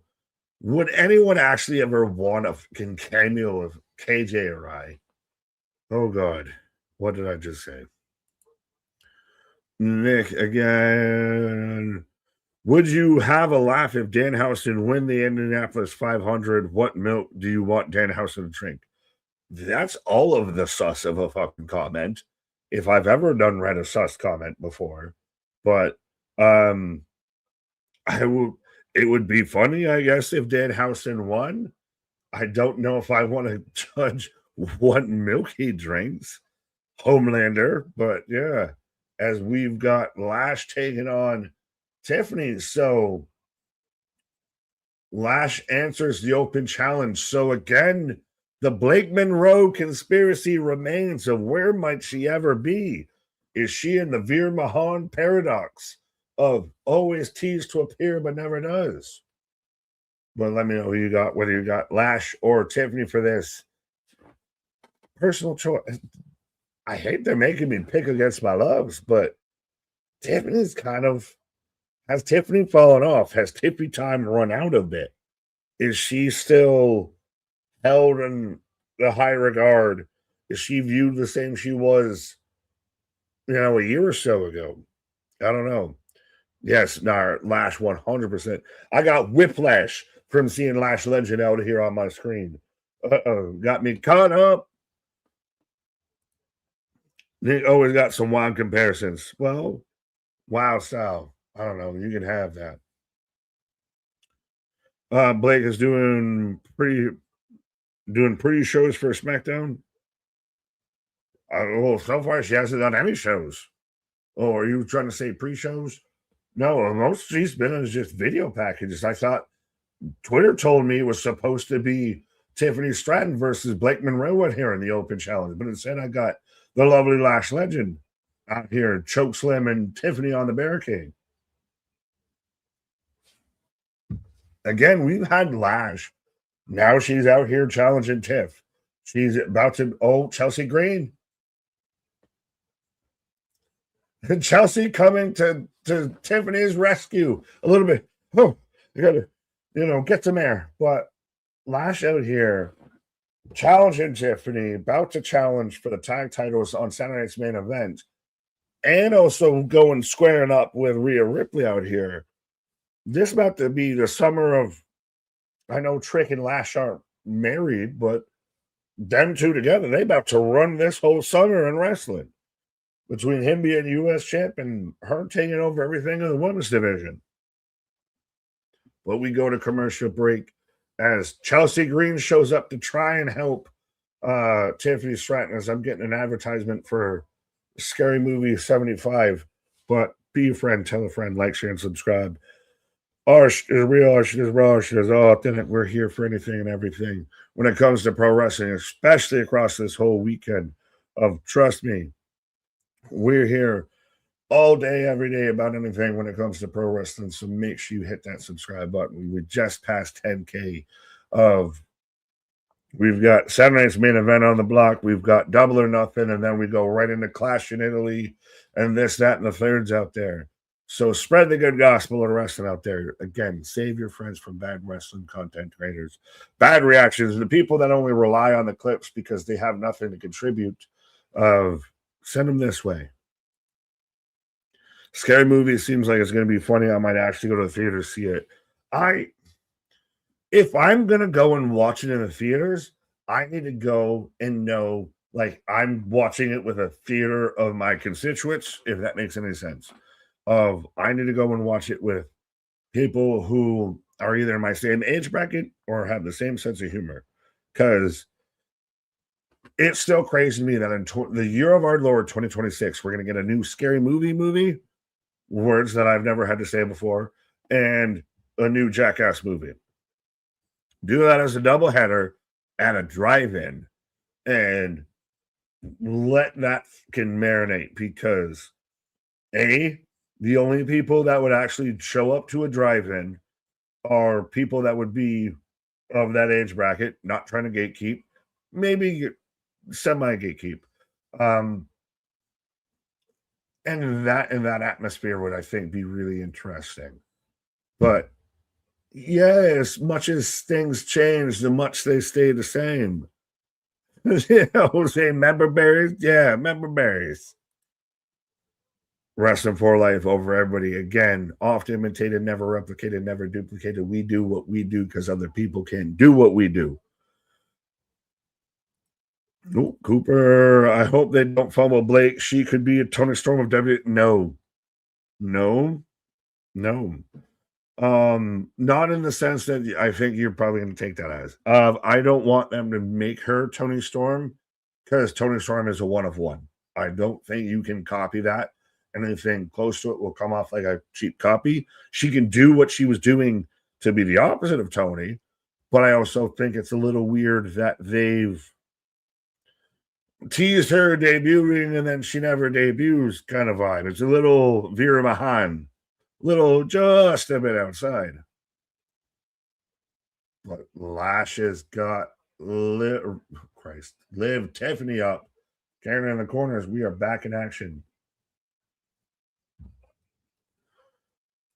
Vance, how much it costs to see a movie in a theater where you live at? Z. Which what? Z Man Scar? Is that what? I know. Well, I got a 2 count 1, 2. I have one theater by me that's one of those that's got, the lean back, the recliner seats and everything, and you can order all of them. You can order dinner and appetizers, and it's got the axe throwing, the arcades and everything beside it as 2 count, almost up in 3 count from Lash by me. But I also do have the old school kind of theater of, you got your combos of a salted pretzel, some popcorn, and a soda pop for whatever.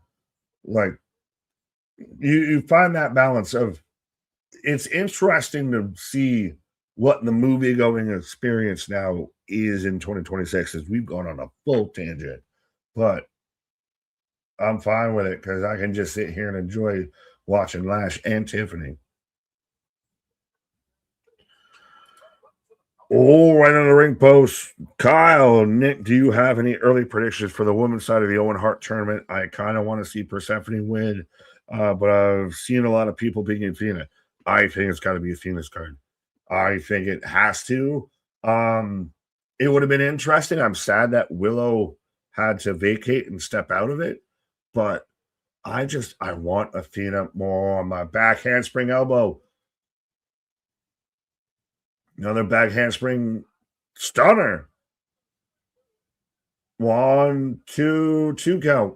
I want to see Athena win because I want Athena more on my Dynamite. I know everybody, well, you would just pay $99 and watch her on Ring of Honor. I don't care. I'd rather watch her on the primetime show because she's a primetime talent.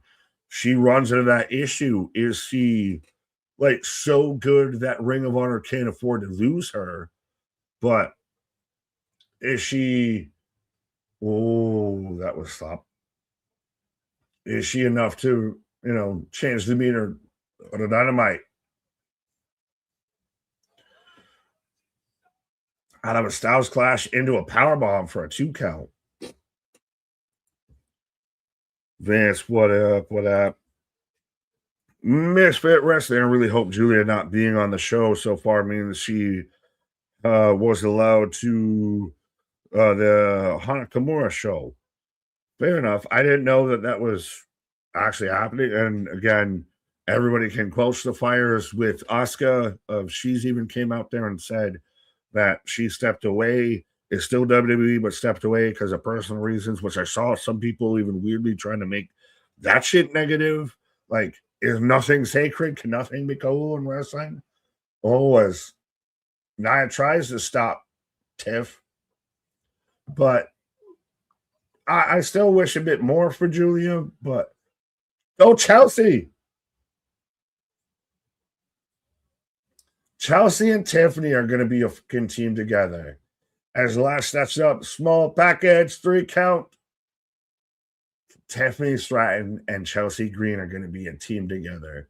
And holy shit, that is going to be an interesting pairing, I feel. As I never noticed Tiffany's much more in her Christina Aguilera dirty face, but what a pop! What a pop! That got such a good pop. Go pop. Yeah, like what a pop for Chelsea helping Tiff. Yeah. Well, it's interesting. She showed up and then they went into a commercial. It's very interesting. Well, no, because I mentioned I'm pivoting, but Chelsea showed up and got involved, and then it cut to commercial, and then it played into the finish. But I also mentioned of how I have one movie theater by me that has, the recliner seats. You can have your dinners. It's an experience kind of vibe.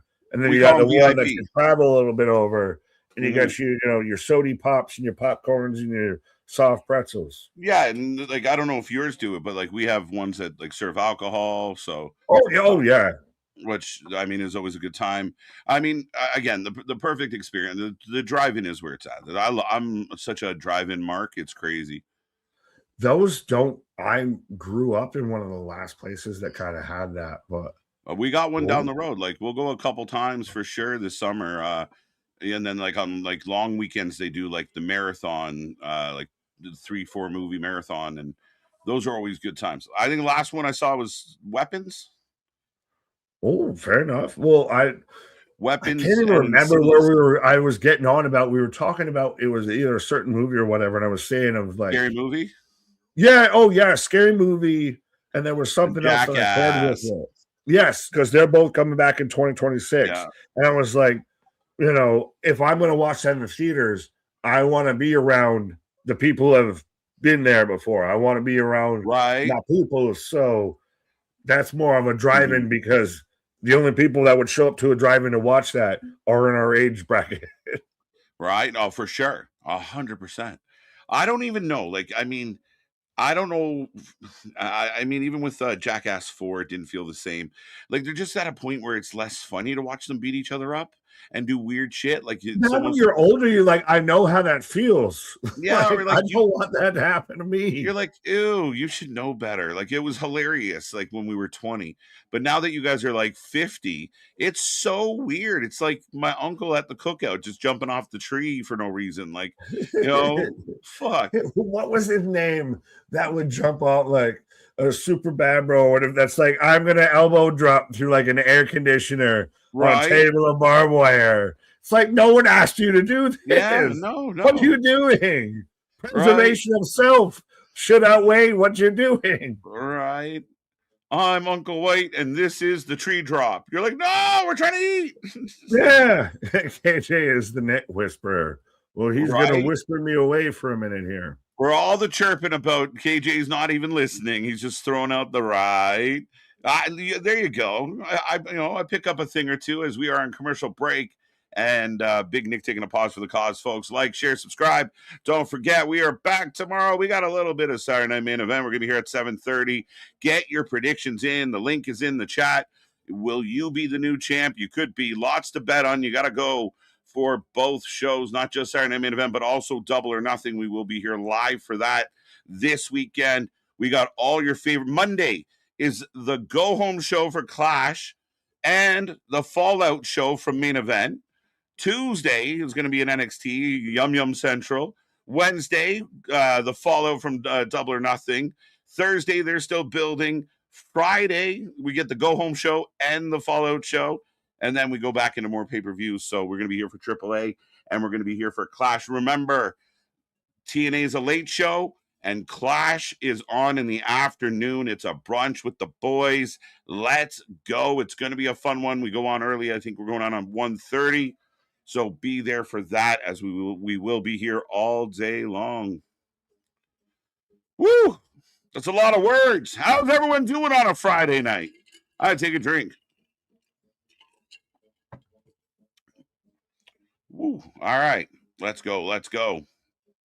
Stop! I can't even fully hit it, Johnny.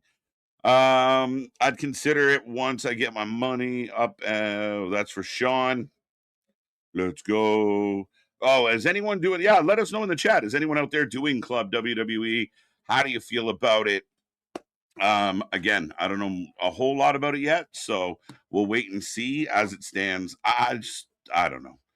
I don't think it's going to benefit someone like me. I got 3 drive-ins in upstate New York. Ain't giving up on them. No, hold on to those things. Those are gems. And the ones there's a couple near me, and they still do like the old timey, let's all go out to the movies, and like the old cartoons and the wiener jumping in the bun. Pause, you heard me. Sorry, children, cover your ears. But yeah, no, I mean, it's super cool. I'm watching House of Glory. Yeah, so House of Glory is on tonight as well. I like House of Glory. They're doing a lot of Friday shows, a little tricky, but yeah, keep us posted. Keep us posted. Woo! The Dutchie made me do that in bed last night. She laughed at me. True story. Don't tell anybody. Woo! She was like, "Did you woo?" Fuck. Lana Cross. I can't believe I just said that out loud. Just defeated Shotzi in a non-title street fight. Let's go. Lana Cross, good. But, and again, a lot of people talking about, some AEW talent being pulled from shows. As we found Danhausen in the lab, Nick Aldis, because we're getting power problems. Remember earlier, Nick Aldis had the power out in his office? Danhausen. It's Danhausen. Who will be the monster under the blanket? Danhausen. It's true. It's true. That's scientific, MDB. Woo! Did you just woo me? Oh, Nick Aldis left in there with the monster.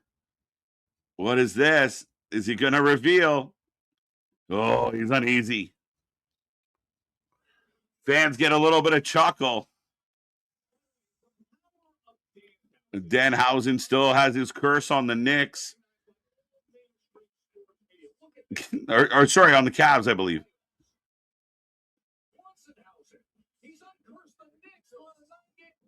He uncursed the Knicks, and they're on a 9-game playoff streak. Science experiments. Get out your chemistry set, folks. Bootsa. Comeback housing in the house. Let's go. Would you like butter on that, sir?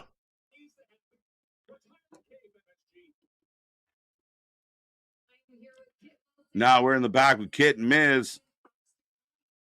Abyss. It could be. Abyss would be interesting. Could it be Morris? Morrison? Could it be Big Cass? That's where I'm going with. Hello from Ireland. Daniel, welcome. How you doing? Welcome to the channel. Lots of friends over in Ireland. So thank you for stopping by tonight. Hashtag right. It doesn't just happen here on the stream, folks. I get shit for that. Right. All right. What'd I say? Fraxium here.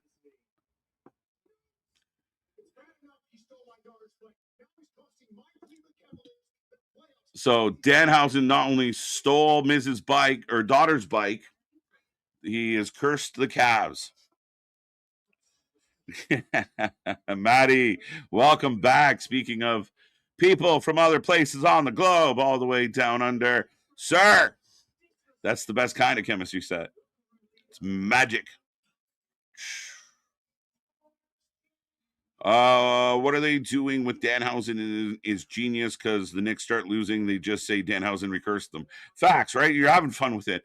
The thing, again, when you talk about wrestling and how wrestling is nowadays, this is another one of those kind of cool little things where a guy like Danhausen, he is what he is, but here he is being talked about by Stephen A. Smith. He's on the, he's at the Knicks games. He's live on mainstream popular TV, period.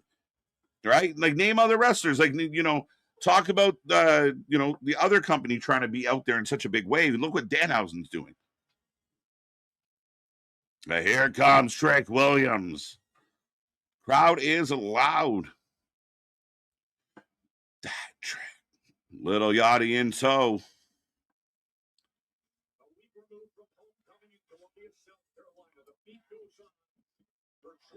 Braun Stroganoff. There you go. There you go. What's up, Alexis? There, Strowman. Oh, could it be Braun? You're saying Braun is is Frankenstein? Folks, give me your guess. If Danhausen is creating somebody or bringing someone back to life, who could it be? Braun Strowman. Well, I would like it if it was PCO.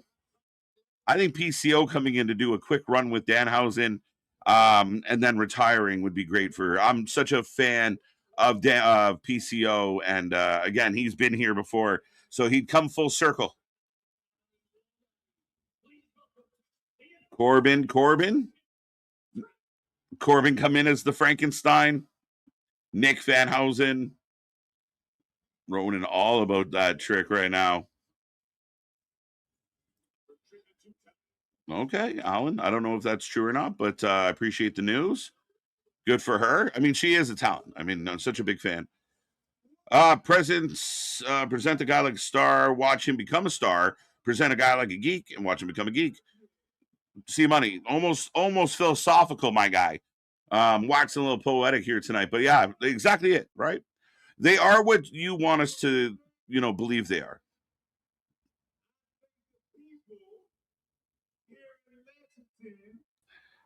I did the wrong one. I expected Anthony for some reason there for half a minute, but I didn't know if I needed to come in and wax poetic or one of those. They are who we thought they are. That's what I was hoping for. Off the hook. We let him off the hook. But Danhausen, can you please uncurse the Bills? Someone clip this and please. Right. I can't do a cameo or anything, but please uncurse the Bills. Does he do international uncursings? I mean, I got some uncursing that needs to happen. Well, I think he'd be. I mean, he's from Michigan, so he'd probably be close enough to the border. As right now, Yachty has a mic. Yachty and Trick are having a chit chat. So it's now Yachty's thing of I got the kendo stick is now Carmelo coming out. Oh, Yachty says if anyone else comes out here, and here comes Carmelo. Danhausen never cursed the Bills. The Bills just don't know how to build a team. Shut up. Shut up. Shut up. The Bills need to realize you need more than one player. You shut your whore mouth. They got one really, really, really good one. They just need yes, and happy recent birthday to Josh Allen, our my Lord and Savior out there, Joshua. Shout out.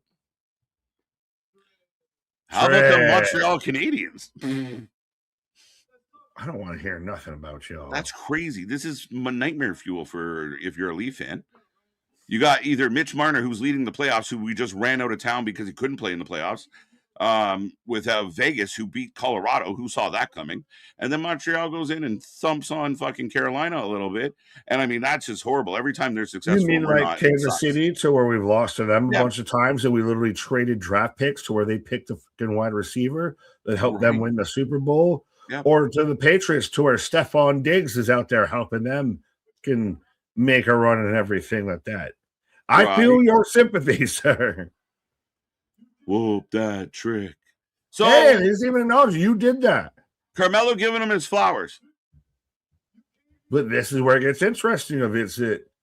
You used to be my homie. You want to be my homie again? You took off in record time. No, I was going to switch up. Like, you did all that. You're cool. But I want that title.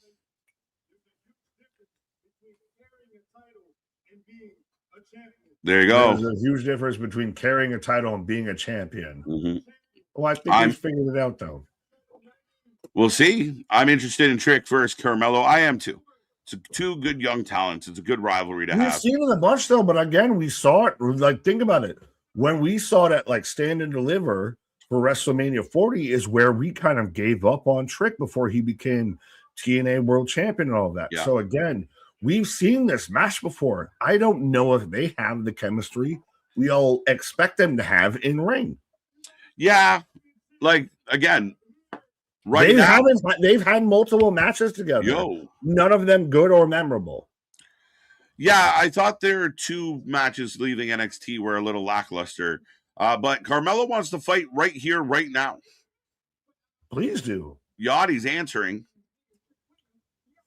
Yachty is... You got a schedule. I got a schedule. Let me check my calendar.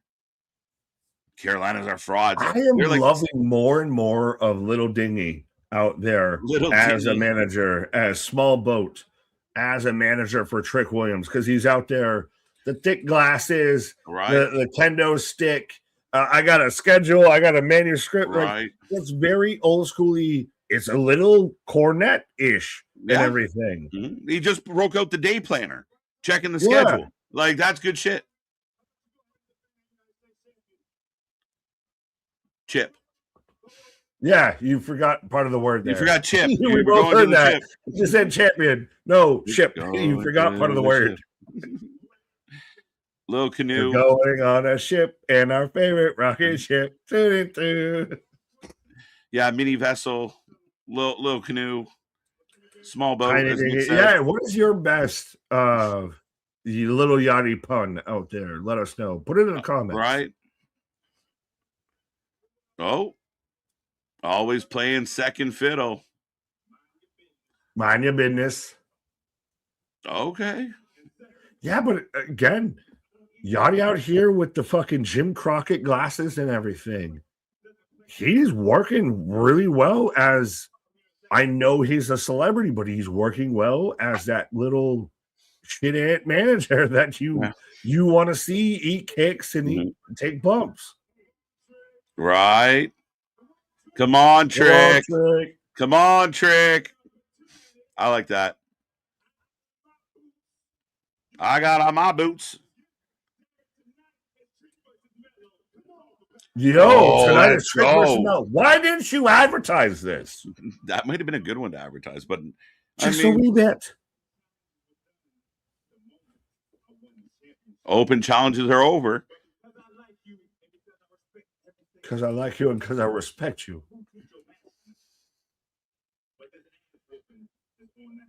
This ass whooping is on the house. Does Carmelo win it? Does Carmelo win it and just shock the fucking system? I don't know. I mean, I might be a little surprised if he did, but hey, let's shock me.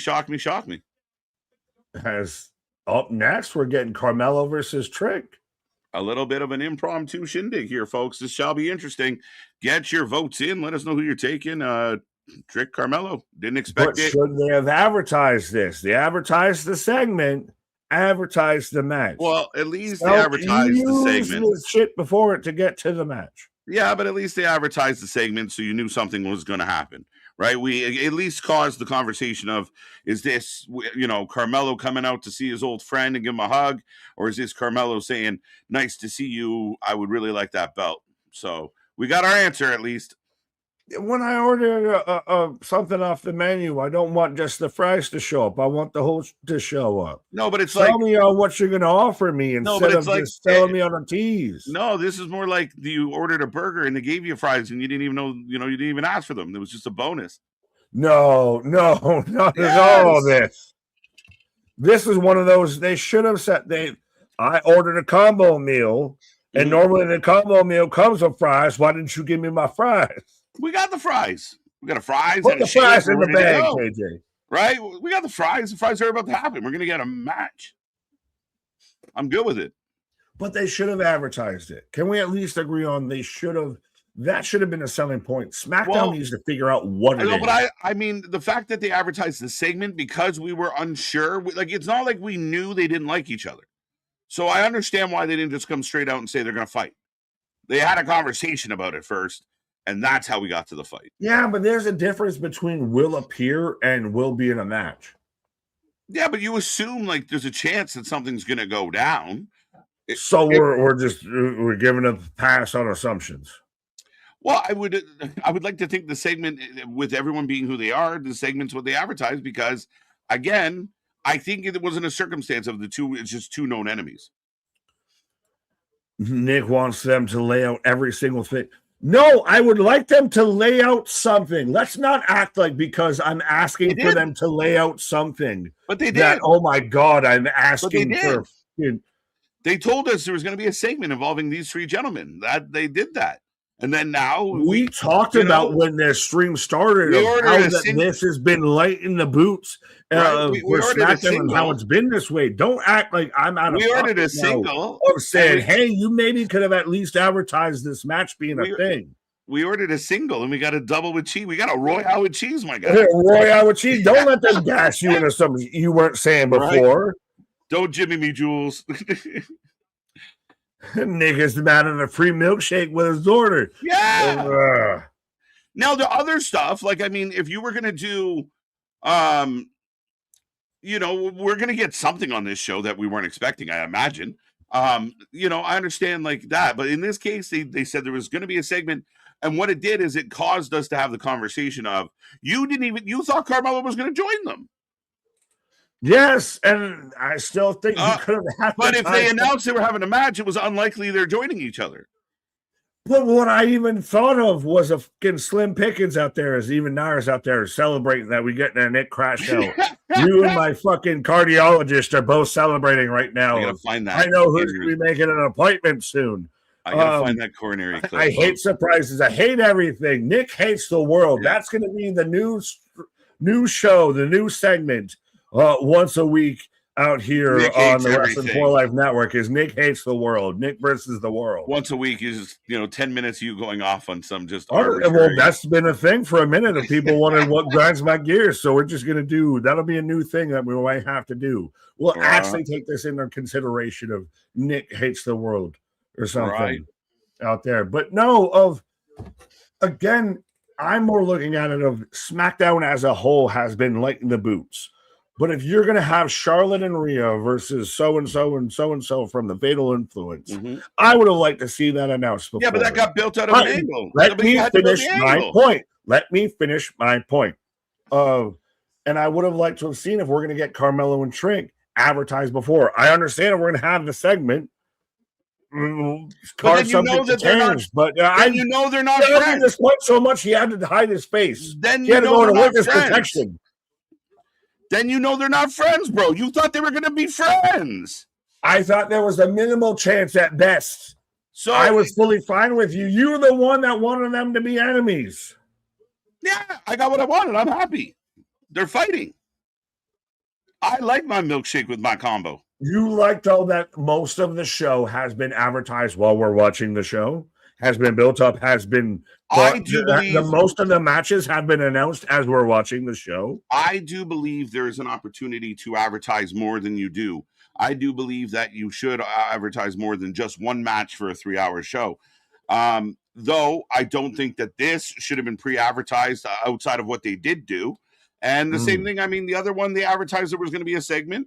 Now we'll see. There's going to be a better example for you of, yeah, that could have been advertised. But to me, this is fine not being advertised because some people thought it was going to be a reunion.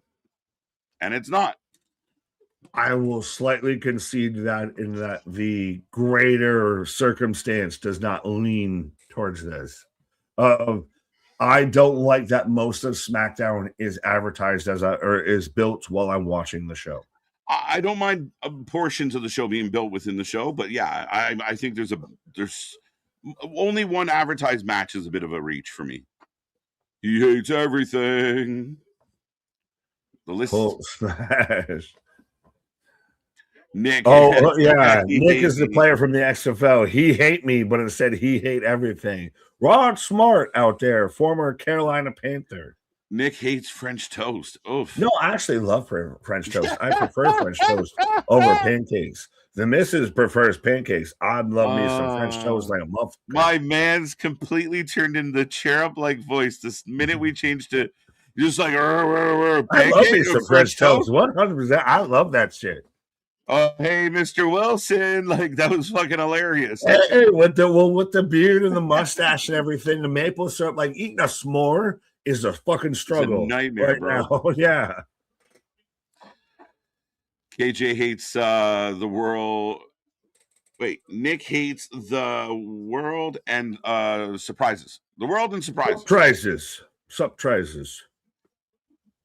Roman Reigns versus Chica Fatu trial combat for the World Heavyweight Championship is going to be on the first hour ESPN. No way. Wow. No way. Boston says, Nick, do you not remember the old days of wrestling when we would turn into the show without knowing everything that was happening? For fuck's sake. Laugh my ass off. You shook him, Boston. You shook him. You shook him. I was allergic to bullshit on that, to sit there and act like we didn't know that any match would ever be happening on any of these shows. Like, again, we're out here struggling to find 1, 2 matches. I dare you to find a show that didn't have at least 3 matches advertised. Yeah, I mean, shit. Yeah, like I said, it's funny because I agree with you. I just don't agree with you here. I'm okay with this. Nick is post-mad. I've been pre-mad. Now I'm post-mad. Right. Coming soon to the merch store. Post-mad. Yeah, post-mad. Well, just the mad cycle. The mad cycle. We got a cycle stack. We're gonna out here. If we ever get a supplement company, we're right. The mad cycle. That s'mores are overrated. Actually, they are. I would agree with that sentiment. Straight up s'mores, yes. I mean, they're all right. Nice. You do bougie s'mores. You do like, but yeah, you fuck around, man. You do bougie Ghirardelli. You use like the chocolate cookies and shit. Like you fuck around, dark man. You chocolate. I saw someone did a s'mores baguette. Yeah, or a s'mores croissant. Or do like cookie dough, a donut s'mores. Donut s'mores. Jesus Christ. We're fat. You're American showing, dude. You're just like, my Mason Rook is showing. Jokes is, Yachty interferes with Carmelo. I mean, and again, Trick is still kind of being tricked. Though the fans love him, he's arrogant. He's kind of heelish. Yachty's being a pain in the ass. We've seen that in most of the should be, could be heels in WWE lately. They never change how they are as a personality. It just depends in the moment whether you cheer them or boo them. Yeah, man. Lady B, pop me. Yes, I would 100% like to where I actually go to like WWE.com and see what's going to be advertised for the show. And it's not just Gunther and Cody might have a segment. And then 2 minutes before we go live, oh, hey, by the way, did you know we're going to have this, that, and the third? Well, no, maybe you should have advertised that a little bit beforehand. Well, maybe, but I mean, at the same time, part of the show is kind of, Sami, Cody, if you pre-announce it, you lose the whole kind of dynamic of it. Well, we can't sit there and be like, well, if you advertise Brock Lesnar attacking Oba Femi, you lose the fucking surprise. That's one thing. But I would at least maybe some of these matches, you could let me know, hey, we're going to have it. I would agree. That's the thing. Like, it's such a funny debate to have with you because I agree with it. I agree with what you're saying. You just want to take the fan side. No, it's just, I mean, I think you've swung further than me. That's what happened. Is swing, better, swing. I'm trying to Goldilocks this a little bit of like, you want too much, they do too little, and I want it's one of those in a situation like this because this is an important integral match. I think a lot of SmackDown lately has missed most of what I've wanted to match-wise, what makes me want to tune in. I'm tuning into SmackDown now at this point because of segments. I'm not tuning into SmackDown because of matches. I want to tune in to SmackDown because of matches. Yeah, but you got 3 fucking hours. You got the most time out of anybody. You know you're going to get them. Like, we know we're going to get something. I know if I show up to the DMV, I'm going to get my license. That doesn't mean I'm pissed. I got to wait in line. Oh, you're still going to be pissed, so you're still going to enjoy, right? No. How goes Carmelo? Tell me some I need to be locked in and I need to focus for. I need to make plans out of my Friday night to sit there and watch this you wouldn't be here right now. Watch a segment that might lead to something. Yeah, but I think, let's say you weren't here. I mean, you wouldn't have watched SmackDown tonight because they didn't announce anything. You just say, fuck it, I'm not going to watch. Oh, I would have caught the fucking highlights. I would have caught the Twitter clips. I mean, like trust me. Oh, if I was not doing this, that we've seen plenty of wrestling fans. We've argued with plenty of wrestling fans, especially on social media, that sit there and aren't like us, that won't watch every show throughout the show and will just sit there and catch the clip notes and sit there and try and argue philosophy with us. It's like, nah, you read clip notes, we read chapters. We are not the same. Right. Fair enough. Okay. I agree with Nick. It's something I'm used to with AEW. Now, that's true. AEW, usually some could trickle in late Wednesday afternoon, and I don't love that. Some of them could come out earlier because some of them feel like they just decided to do them like we're seeing with the Double or Nothing card. Right. But yeah, I mean, at times it helps where you see the card, but I don't know if you should give away the whole card the way Tony does. That's what I'm saying. Like, he gives everything away. Give me something.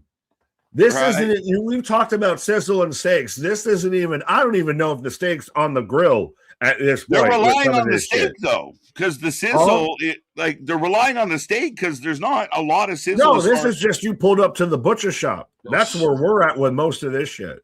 It's raw. That's Monday's, bro. Hey, raw. As this is a hell of a match. Back and forth exchange. I thought you didn't like teases, Nick. No one knows what I like. Not even me. Right. On the list with catchphrases. No, that can't be. That is the most hypocritical thing that might have ever been a thing. If I'm anti-catchphrase. Right. I just don't. Well, does every AEW catchphrase need to, and I'm going to say this being who I am, does it need to have a fucking thing that might get caught up in the YouTube algorithm every time? Like, tits out, stupid bitch. Do you have anything that cannot be like that my kid could say and it'd be fine? Wait, what was the last part there? With the AEW catchphrases they're mostly kind of A, from the women's roster, and B, they're not something that's exactly family friendly. Like, yeah, a kid can do an over strut. A kid can do, an acknowledge me. I don't know too many kids that can call someone a dumb bitch and not get in trouble. No, I mean, but that is kind of the fun stuff. Like, we had Suck It, right? Like, pause. But like, we went to school now. We got in trouble because like we were like, suck it. Those are not the same. Don't tell me you think those are the same. How is it not the same? So if a kid gets a shirt, or if the kid sees the show and then goes to school on Thursday and says, you dumb bitch, and the teacher's like, what the hell? It's no different than us being like, suck it. I guess maybe it's one of those do as I say, not as I do. Oh, for sure. Yeah, you're like, reversal. Big kick. Spinning kick. 1, 2. Dos amigos. Kids, don't try this at home. Remember you used to get the commercials of like the robot swinging and like the play safe. We had Bart and Lisa. You had to sit there. I'm going to keep doing this. Yeah. And you just so happen to get caught in the way. Like, everybody's had that sibling to where, you do some do not try this shit at home thing. And if you didn't have a sibling, you did it with a cousin or we used to get the WWE commercials of like, we are trained professionals. Yeah, my knee. Oh, code breaker. 1, 2, 2 count. Crowd's getting loud. Has Saints out here. Why would Ludwig turn himself in? Because he has things to do, and you can't do it while being a fugitive.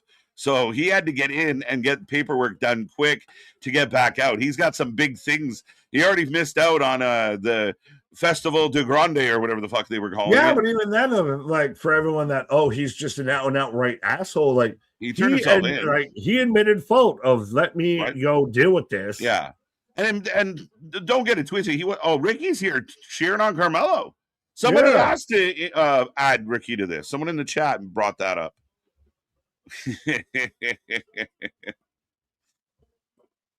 Yeah, call Big Nick with your wrestling gripe. 1-800-PRE-MAD. Oh wait, can I then pull this up? Hear perfectly. Folks, if you're out there needing all that hydration station and everything out there, if you're caught up in the, summer wrestling blues out there, we got your pre-mat out there, brought to you fully by the IWC. If you want to be mad at a storyline like I am mostly before it even happens, if you want to be upset before you even know the facts, then get yourself some pre-mat today. What? Yeah. Carmelo gets the win. Nick. Trick gets the win. What are you talking about? I mean, Trick got the win. Ricky screwed up Carmelo. Sorry, I was playing backup because we missed the ending. But big win for Trick. I didn't expect in the 10 seconds of my ad read for it to be the exact ending. Like timing is everything. Yeah, I apparently, much like WWE, don't have much. Oh, big knee. But yeah, Ricky Saints comes out to help, quote unquote. Help. But again, so well. That's another person that's so now your mid-card scene, your mid to upper mid-card scene is very fluid, very prominent with SmackDown. I want to see where they're starting to put some of these pieces together. I want to know at least Sami Zayn hates water bottles more than he hates gingerbread. Yeah, he's consistently beating up. They keep teasing like a relationship between these two. Because they're both indie darlings that suck now. Johnny's the only one that come on. That was a nice, slick little one. Johnny's the only one that will listen to Sami. Because he's fucking comatose. Imagine this is like your grandmother that's in there in the hospital and she's, out there, can't respond, and you're just going to talk about all your life craps of John Cena told me to go myself and everything, and she does not care. Right? This is funny as shit. Do you find yourself being too positive? Do you find yourself being too positive? Try taking PMS, pre-mad syndrome. Do we need to get Terry Runnels and Chaz right? Hey, actually, should we get Victoria or anything? Like find some, older divas of we'll send you a shirt here. You're the pre-mad sisters. Right. The pre-mad. Oh, Johnny knocked over the water bottle. Signs of life. He's alive. He's stuck in 1985, but the doc's alive. Right. He's finally moving. Oh. So we're talking about Brock taking out Oba? Yeah. We're going to run that back next segment. So Boston is worried that you're upset about Johnny not being advertised. Johnny's planking wasn't advertised tonight. No, I expected a plank or two out there. A plank or two. No, I mean, again, it's funny as we are on a commercial break right now, hyping up their summer tour. Oh no, Saturday Night Main Event. I'm way off. And their summer tour. There we go.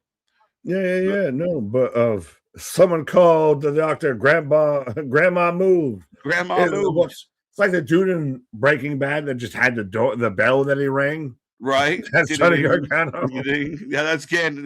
Get him a bell. Does anyone know? Am I missing something? Maybe you know, because what happened to Ilya? I'm still. What's the Ilya story? Milk carton crate, kind of vibes out there. That's why again, I want this U.S. title scene to kind of be a thing because Ilya just challenged and then disappeared. The last we saw him was he got eliminated in that battle royal by Brock Lesnar and never to be seen again. I think you have rounds in the chambers. You're just letting them sit on the wayside out there. Like we've broken it down of their WWE's mid-card title scene could be on par with what sickos like to say is the best roster of all time ever assembled out there. But you just need to actually use it. Like you have the weapons to do it. You just need to fucking put the rounds in them. they're there, right? And I mean, again, now Carmelo, Ricky, Trick, and all that are all kind of getting intertwined, picking up the energy there. Some people are going to be mad that Carmelo took the loss, but that's okay. We'll see where this all goes. I mean, you're right. There's a lot of strong pieces, but we're really kind of concerned. And I mean, at some point, Triple H having guys or girls come in and do nothing and leave, it's not really. Where's Blake Monroe? Where's Blake Monroe? Oh, I'm not worried. They're hyping that up, dude. That's fine. Don't be that. That's crazy. For 17 weeks, is she Veer Mahan? It hasn't been that long. It's been a few weeks. She's at least on I believe number 4. What's that? She's at least on week 4. This would be the 4th. But I'm okay. Like they're giving us a couple vignettes. No worries. Could she be in the open challenge? No, because then she has to lose. Fair. That's what I said. And I mean, she can lose, but I'd rather she didn't. They're just giving us time, and I'm okay with it. She's going to be good for a while. Like I don't. Again, I think wrestling fans lack patience.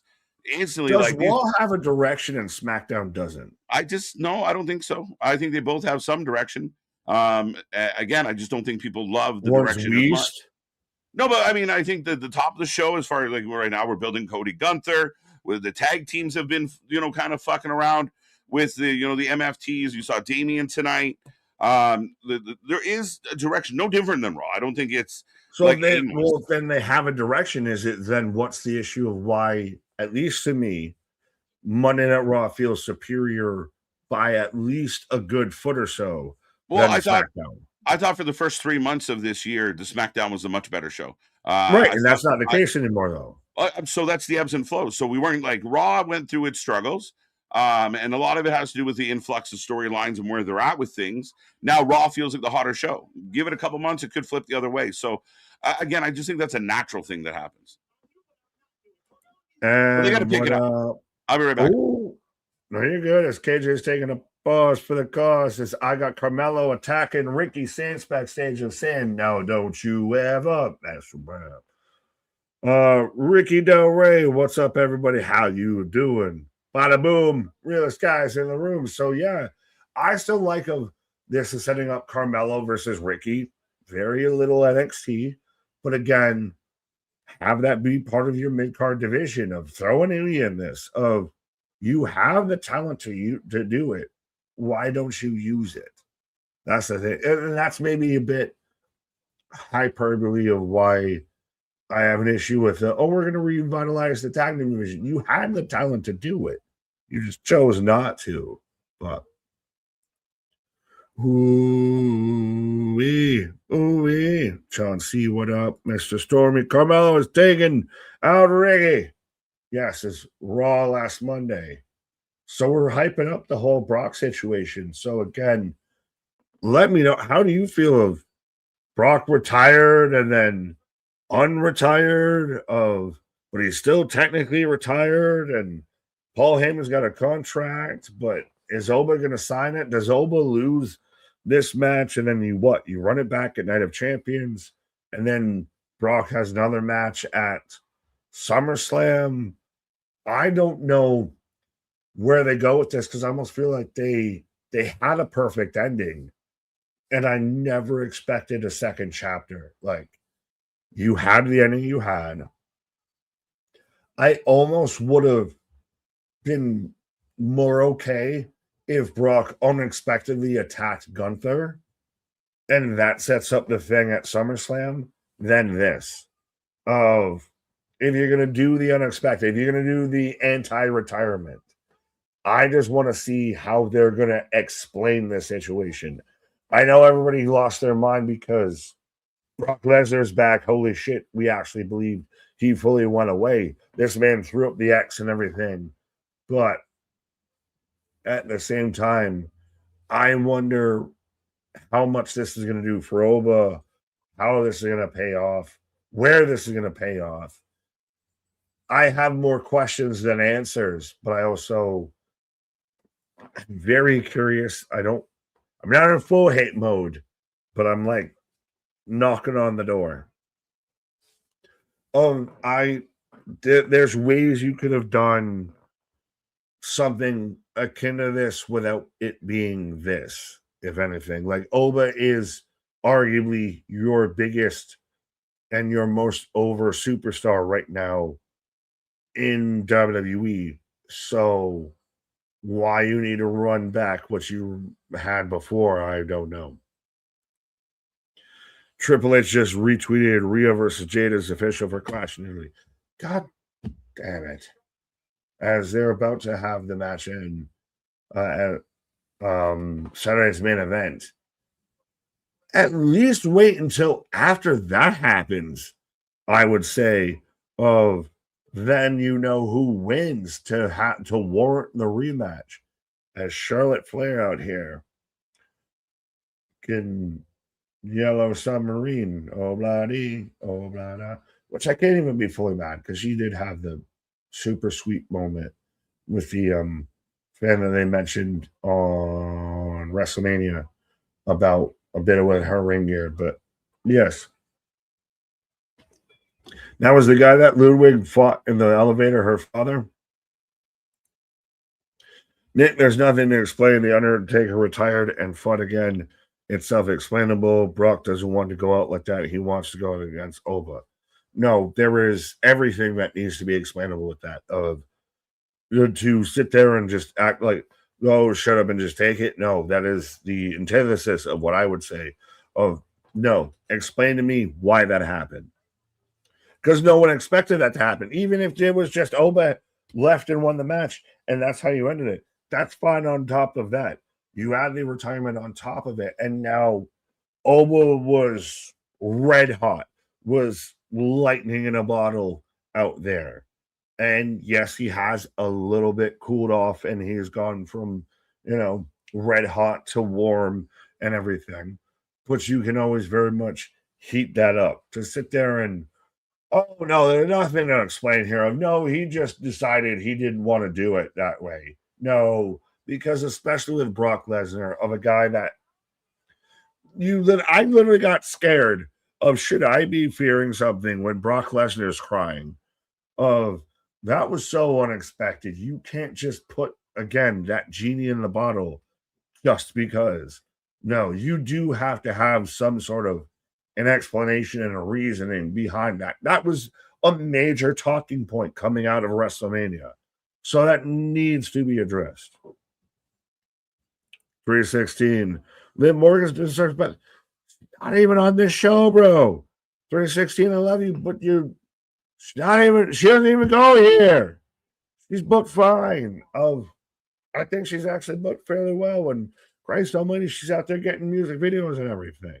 She doesn't even go here. You can't be mad at this. Nick, go watch Taker versus Roman at Mania 33. John C. Yes, I very much watched that.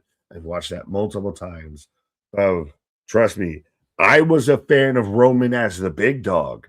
I've been a Roman fan. So that's very much where I even draw the comparable to where when Oba came out after he beat Brock and did Your Ruler is Here, it was very akin to Roman doing This Is My Yard Now.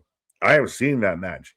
I get the whole, if you're going to make it a comparable, which I still think is a fucking reach, but you had Brock hang it up then. And I get Undertaker's unretired, all of that and everything, but Undertaker didn't go right back at Roman after he unretired. I'll put it that way too. You're running it right back into what you had walked away from. And I want to see how they can mesh it back together. Nick, again, on the next episode of Danhausen the Science Guy. Danhausen the Science Guy. Danhausen teams up with ExxonMobil to bring back the 93 Supreme gasoline and deliver it to the Indianapolis 500. Christian, don't sniff gasoline or whatever I was trying to say. Don't sniff gasoline because I feel like that's what might be the outcome or the result of you reading that comment or writing that comment. But yeah, I'm not going to sit there and, try and play fucking caretaker over gas pumps because trust me, It's getting interesting up there in the Americas. Breaking news: the main event have broken up as a tag team.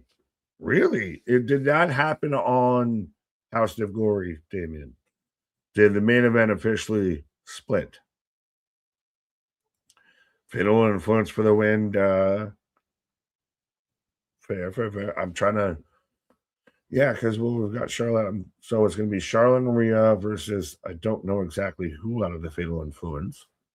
Find anything else to say 316 for the.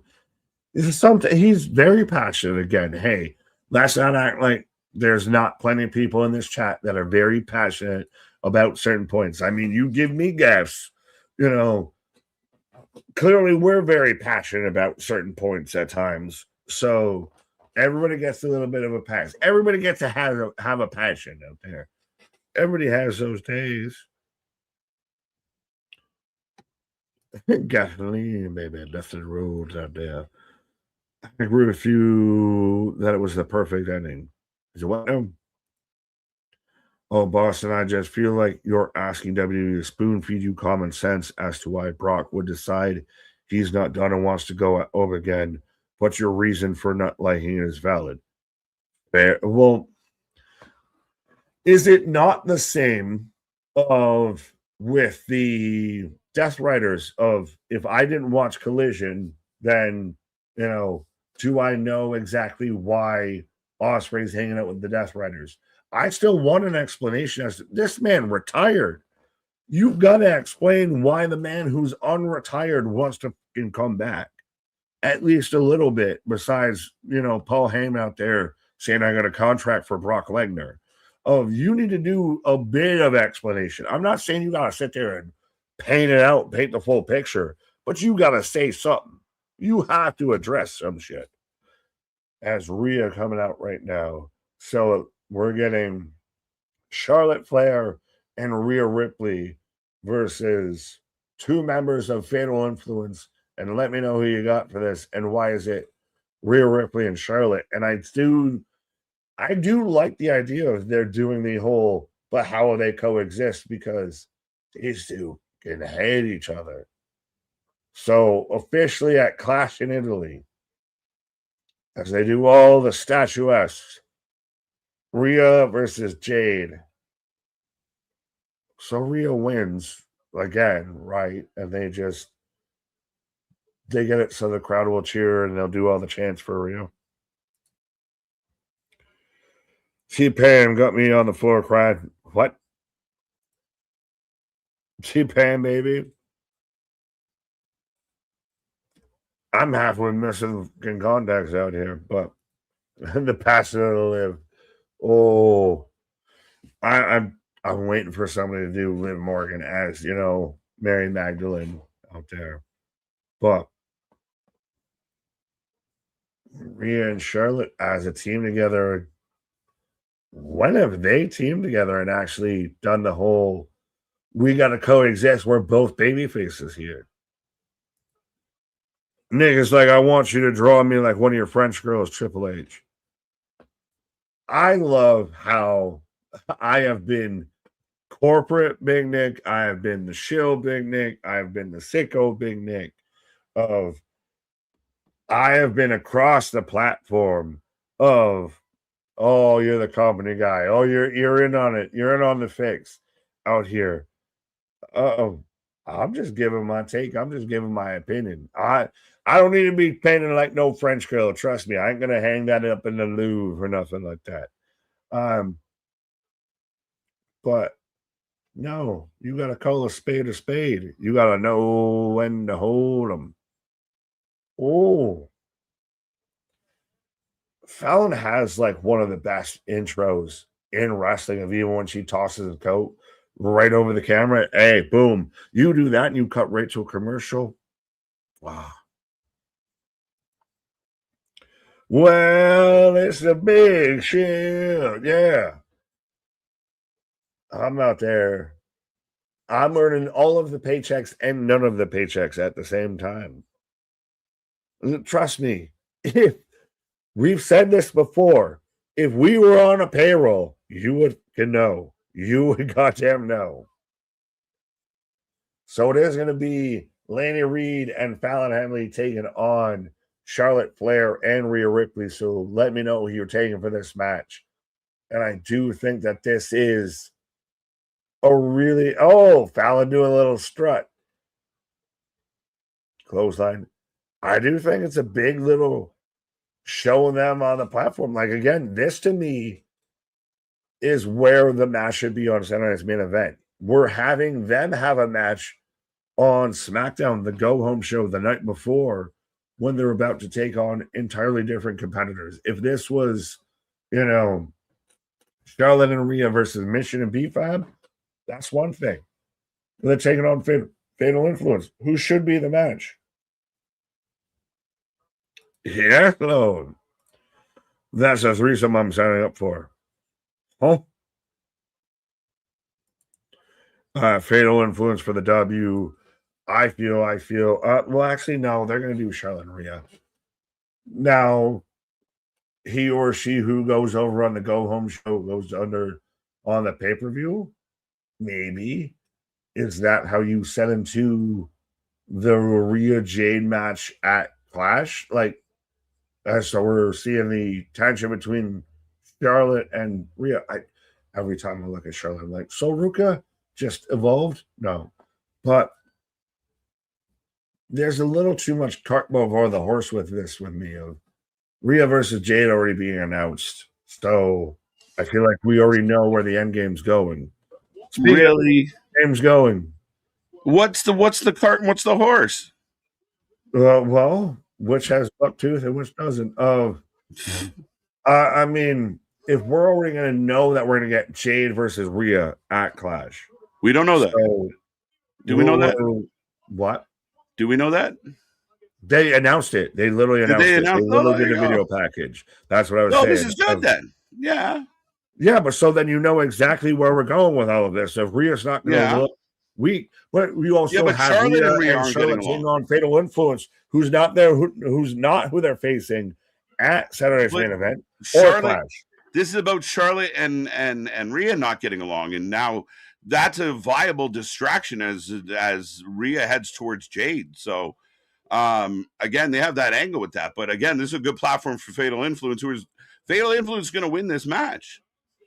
It's a good platform for Fatal Influence, but it does nothing towards Saturday's Main Event, because if this was Charlotte and Rhea versus B-Fab and Mission, that sets up the match for Saturday's Main Event. Yeah, so the fact that all three of them are in the match against that team tomorrow, this is the good guys trying to get on the same page.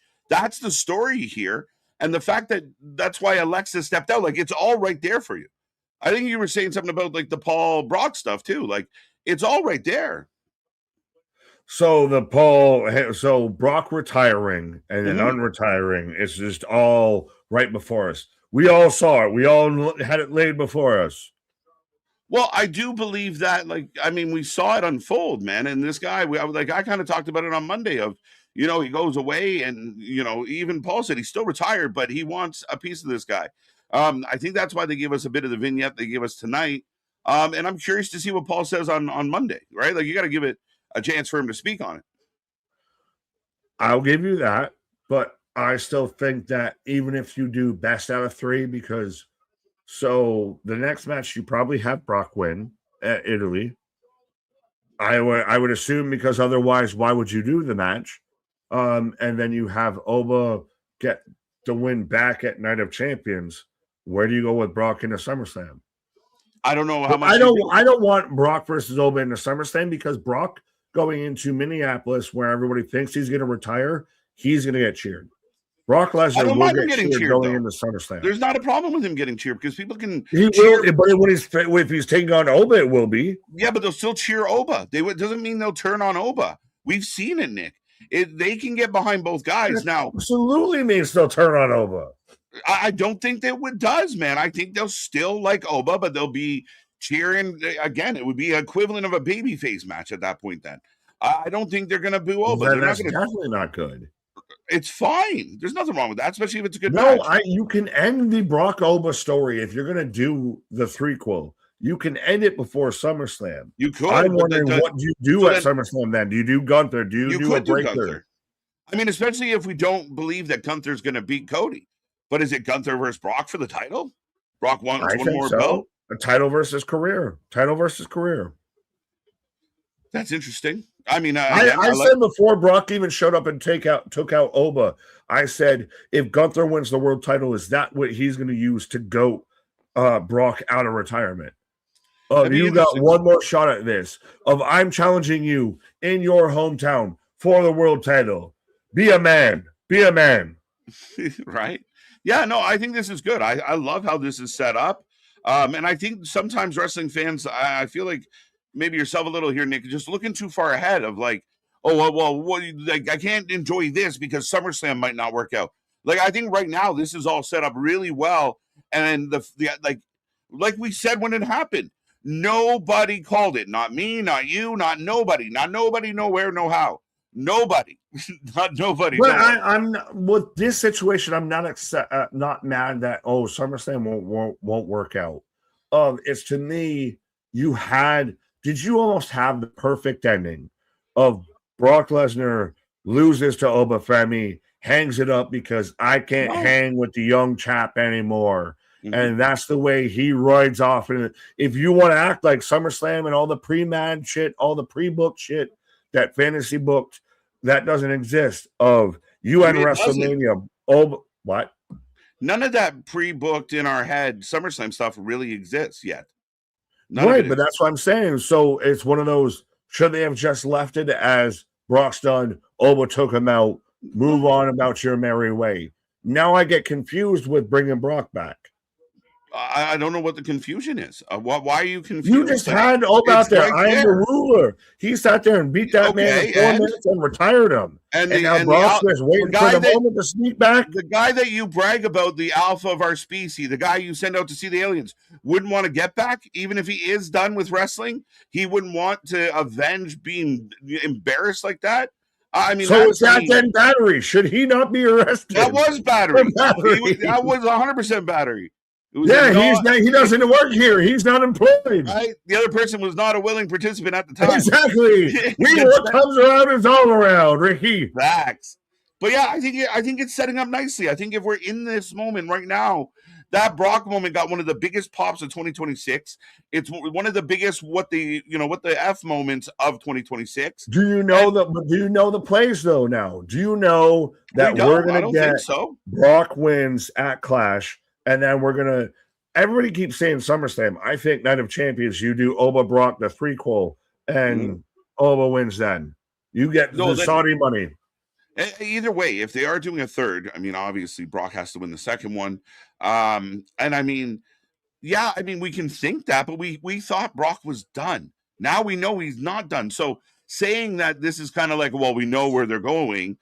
I mean, again, we can't say that because we were swerved by all of this. Thank you. That's the issue, right? Like, I'm talking about. That's the it was ended, and then they brought it back. What's the issue? They put him carcass in the microwave. Oh, Charlotte pops Laney on the apron, gets out of the way of Fallon. Blind tag though. No. But I don't understand. Like what I'm explaining is like perfect wrestling writing, and you're like, this is a problem because is it too predictable? What I'm putting out there is just genius. The marks and the smart marks don't get it. I'm just laying out fucking Shakespeare genius. They don't understand it. I don't think so. I think it's right there in front of everyone. I think Boston. You literally just said what I'm writing out there is perfect, and you just don't understand it. That's exactly your words. But they literally handed you the answer. Like, I'm not saying that nobody understands it. They hand us a retirement, and they're expecting us to ignore it. No, they're not. That's part of the story. Who said ignore it? They just ran it back and reminded you he did it. But where it makes sense? Where's the connective tissue? I think the sentences are misfiring as I got Rio running wild. We got the hot tag. It's right there in front of you. I think they should have left well enough alone. Why? They got one of the biggest moments of the year, my guy. Shocked the world. Why leave that alone? Does Oba end up better out of this situation? Yes, he's a fucking superstar because of all this. So when he loses, you're going to feel that same way? Yes, if there's a story to be told, it doesn't, oh, well, throw this guy out. He lost to Brock Lesnar. I mean, again, especially if Brock cheats and causes a third match. Nick loves his connective tissue. Pause. I'm with Nick. Pray for me, guys. Jose's ridiculous. You know you're not. That's what he's asking for. Jokes. Charlotte is on fire. Alexa cheering her on. Rhea about to set up. So I guess the good guys are getting along. Oh, lady into the corner. I feel like you can get, a little pot shot, super kick to Charlotte. Charlotte eats a foot. A headbutt. The headbutt like that looks so weird because it's just like a zombie, like. I hear you, Boston. I hear you. You're preaching to the choir, my guy. And the guy, Charlotte steals the win. So they got along well enough to get the W, but they're still not happy with each other as Rhea is not impressed. It's about to be, well, someone who's not impressed, I'll go take a pause and I'll go find my Biblix out there to see this common sense connective tissue out there of how Brock Lesnar and his retirement. Oh, look, they're getting jumped.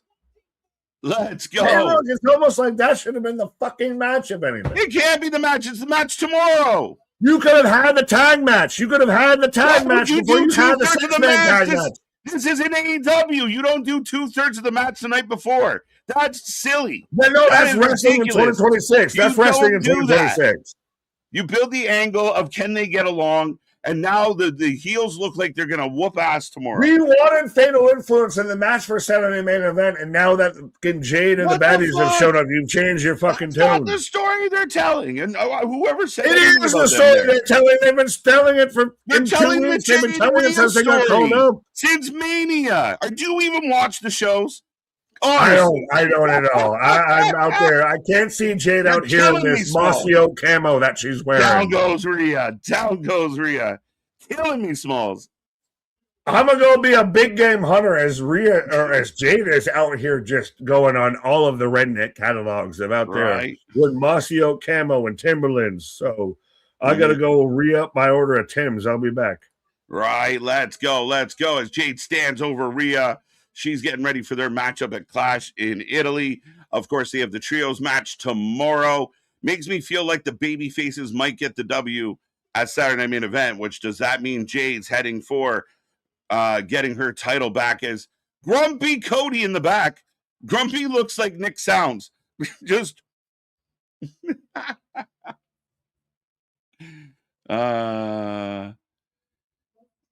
they're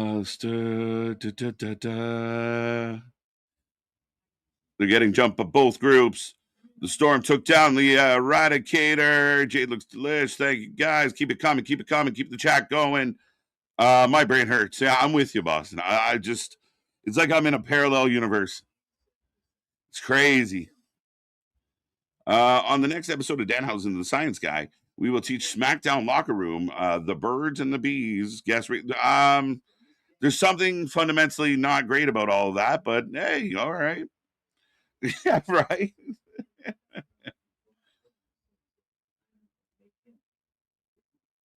There you go. So Cody basically saying he's going to take care of Sami, make Sami look in the mirror, make Sami accountable, make Sami realize what Sami is. There you go, MDB. Cody's your guy now. What are we doing? All right, I'm good with it.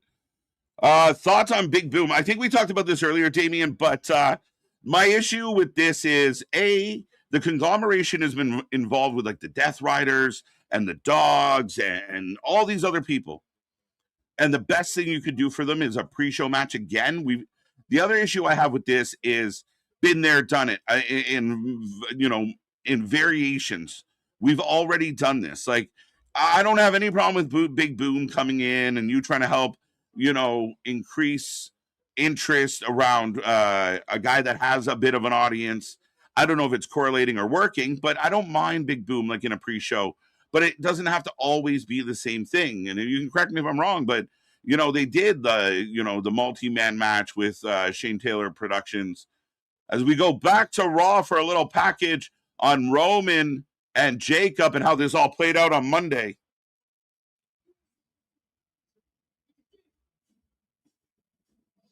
Ba, ba, ba, ba, ba. Cute. They better have Liv at Clash because they love her a lot. Well, I don't know, man. I don't know. Not so far, nothing. Nothing. Now, how do you guys feel? What do you think plays out? We're heading towards Clash. And I mean, right now, Clash is setting up to be a very good pay-per-view. Like, it's setting up, even if you only get 5 matches, they're going big. I mean, Cody Gunther, Roman Jacob, Rhea Jade. I mean, that's half of a Mania Night 1. Like, it's got a big feel to it. We got those 3. We're expecting more to be added to this card. But it does. It feels kind of stacked and ready.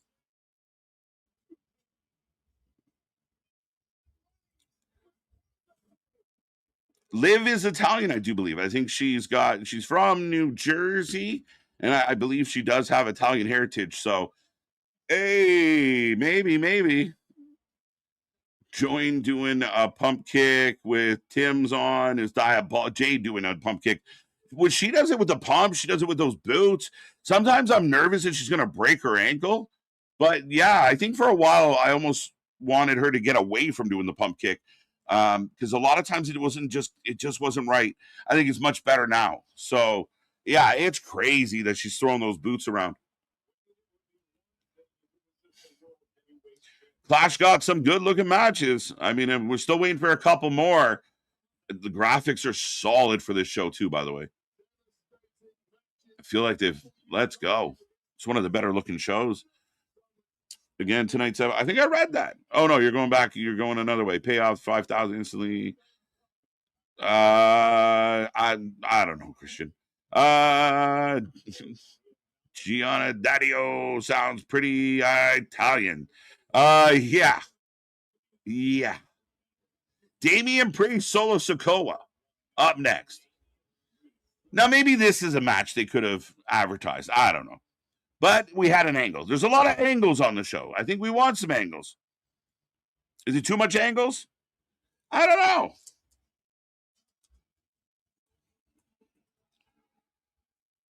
know. We've had a lot of matches on the fly tonight. I think the show's had a good flow to it, though. How are we feeling about SmackDown? You don't have to give me a number, but just an overall, yay, meh, pretty good. Just a little one shot. What do you feel? How is this show going for you tonight?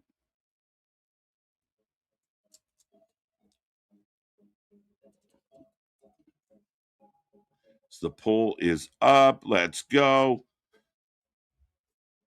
Hey, I think I got a button for that. Let's go. Scusi, ha un momento per commentare l'accaduto? Scusi, ha tempo di rispondere a qualche domanda? Scusi, ha qualche secondo per qualche domanda? I really wish I knew what he was saying. I know excusey, but the rest of it is a mess. I hope it's not offensive to anyone. Anyone out there know Italian and can cipher what I just threw out there? I could be getting myself canceled in Italy right now as we speak. Avs up 1-0 to start the third. This is going to be a good series. Vegas already showed they're coming to play. So thank you for the update, Ken, but it's going to be a good series. Pretty good tonight, like the angles. Yeah, I'm feeling it. This match couldn't have been advertised. It only happened because it went down with the Shinsuke thing. I corrected myself. I did. There was an angle. And again, I think if you're building things out of angle, I'm good with that. Maybe, like I said, I think one match advertised for a 3-hour show is a little light. I don't think I need to know the whole card, though. I do like the angles. I do like, you announce the segment for Carmelo and then you have, the actual match take place. So I don't mind the spontaneity of it all, but maybe, yeah, see, I'm fine with 2 matches and 3 segments. Yeah, I mean, I think we're splitting hairs a little bit. I'm kind of there with you. Like, could it be a little bit more? And maybe that's just me being the fussy guy that has to set up the graphics. and just likes to pre-know and have some some visuals for everyone to look at. I myself like to see the show unfold again, and maybe that is a case of a different strokes for different folks kind of vibe, right? Maybe that's the case.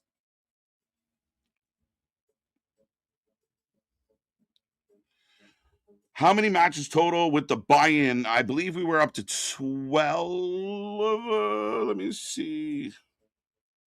Double. Let me see. I will say this about the matches because there's a good amount of matches on this show. 1, 2, 3 on the pre-show. We got 12 total matches, 3 of them on the pre-show. So not egregious, especially if you got to think Stadium Stampede's going to go for a while. Like, what is that? What is the over-under on Stadium Stampede? 40 minutes? We're going 40 plus for sure, right? FTR, Cage Copen, an I Quit match, which I hope when TK puts the show together, he realizes, that I Quit match is going to look like the Stadium Stampede with less people. So he's going to have a plan to keep those apart. That's going to go a half an hour. I think 30 minutes, 25, easy. Samoa Joe Ospreay, I could see going pushing 20 minutes. I know I'm pretty sure they'll have the time limits. John Moxley and O'Reilly are going to go for 40 minutes for no fucking reason. John Moxley versus O'Reilly is a dynamite match. I very much think that they're going to do the I Quit match following the Stadium Stampede. Right. Now that you said it, they're going to do it right back to back. Which again, is it that Cope and Christian need to retire, that they retire as a team? Which is it? Yeah, the both of them retire. Yeah, they retire as a team. Like, I got the impression they're both just done. Like, is that the loophole? They're no longer Edge and Christian, but they can still wrestle, but not as a team. Singles only. Yeah, as we got the baddies. I'm looking at 3 different versions of Camo. It's crazy because, like, I feel like we've seen 14 different versions of Mia Yim. Like, just go back. Not even Mia Yim. She's Mission. She's right. Mission in action. Go back to, like, the bandana and being cool and just having badass matches. She can wrestle her ass off. Her in the IC division or the women's US division, if she answered the open challenge for Tiffany outside of the baddies, would have been fine. Right. Nick, loser leaves town match. A few months later, the loser comes back. # Memphis Wrestling. That doesn't make it good. Just because someone did it before doesn't make it good. Right. I mean, it's happened. I mean, wrestling's wrestling. A lot of people have had retirement matches. We've had wrestlers die and come back. How many times has Terry Funk retired? Terry Funk was the best. I got to go see my horses. Yeah, it's just one of those. I think now we know the playbook that they're going to run. And that's for Brock and Oba. Brock wins the match in Clash, and then Oba wins the match at Night of Champions. We don't even know if they're going to do Night of Champions. And then, okay, so you do the He offered a contract. For Night of Champions? Offered a contract appears saying, here's a match with Brock Lesnar's name on it. Yes, he did say Brock Lesnar. He did. With his name signed on the contract for a match at Clash. So you're going to do it there. You're going to do so Clash. So win and just dust him twice? We don't know. I don't think so. Yeah, but we don't think so. We didn't think it was going to go the way that it did the first time. Then why did you do it? I'm knocking everything over. Let's say, why is it impossible that the Alpha said, I want to try it again. I can't do this. But then they doubled down and Oba really is that good and he can't beat him. That is a possibility. You landed on the best note. So why do you got to run it back of seeing if you can hit a better note? You ran it back for the pop that you got. And I think if this is a story that carries into Night of Champions, if it carries into SummerSlam, it's a big feel. And I would keep running it. Look at the vibe. This has been off the chain. And it's not like Monday happened and nobody. It was the biggest pop. One of the biggest pops of 2026 was Brock sliding back into the ring. But does WWE fans, diehard fans, the crowd just cheer for anybody? No, because we even let me finish. Because we even talked about with Roman, we don't know who the heel is with that. He sat there and tied up Jacob in the whole ropes and worked him over. They cheered OTC, OTC. Jacob's supposed to be the heel, but they are cheering for him when he hits the Tonga death grip. So is everybody just over? Everybody get a cheer in WWE? No, because we do see the matches where everyone's sitting around completely quiet and not reacting to anything.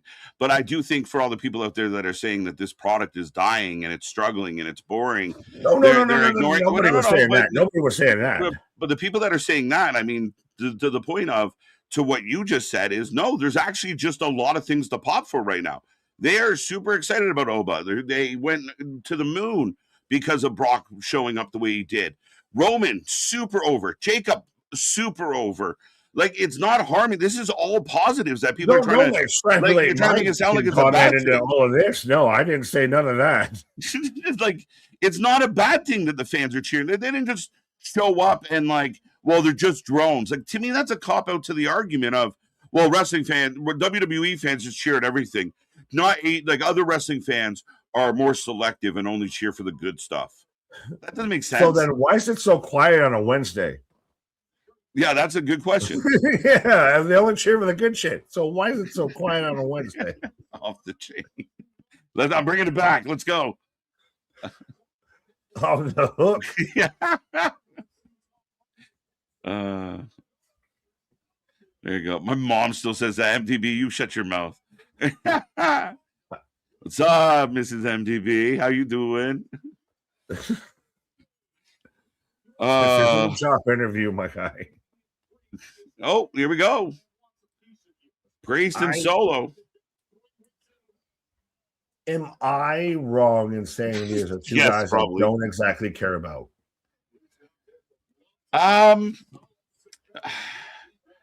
Maybe a little bit. Solo hasn't been great since the MFT, the top of the original of the Solo's MFT. Doing good shit, man. Let me finish. No way. This man hasn't been relevant since his tribal combat, and Wepa time is more Wepa time. I'm going to have to tag champs. He's super over with R-Truth right now. The fans love him. They are. Do they really? Yeah, the fans do. We had the whole fucking R-Truth thing go down. Like, I mean, what are we doing here? No, they love R-Truth. Did they really love Damian Priest? They like Damian Priest. They react to him. Again, maybe a little bit on the quieter side, but Damian's a good guy, man. I mean, am I super really invested? Nice. Well, I mean, again, you're setting Solo to go up after the tag title, so I got no problem with that. That's what we asked for. Fair, but I'm still saying I don't care about either one. Whoever wins this match is indifferent and ambivalent to me. No, because Priest is going to lose and further set up the tag team rivalry. Fair. I don't care. At this point, the tag team division's a fucking wash to me. Nick worked himself into a shoe, brother. I'm going to assume you are wrong at this point. I guess. I love how I am presumed guilty before I stand trial. I mean, you're on a pretty good hot streak right now of consistency.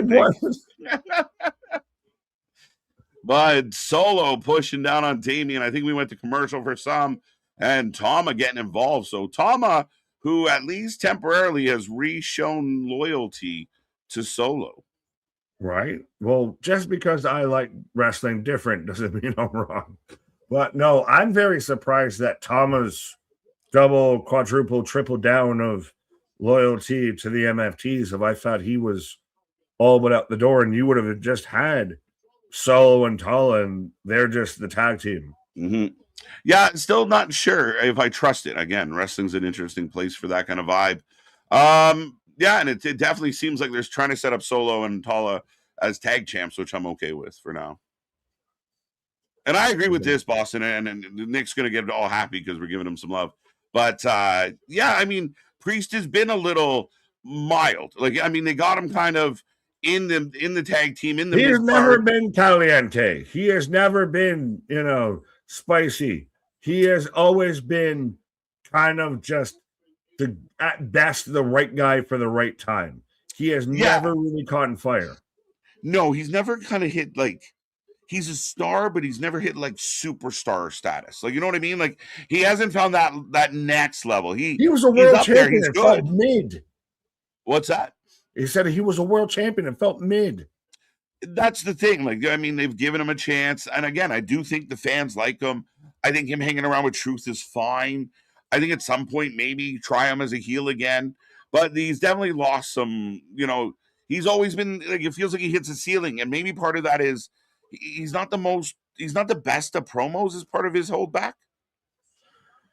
Yeah, well, it's so crazy to think of how Punishment Martinez and the Archer for Infamy, Priest is way better than Dijacinator. I think this is bait. Yeah, it's by miles. Karrion Kross mollywops him. I don't think so. Karrion Kross can't even sign to a major company. MLW.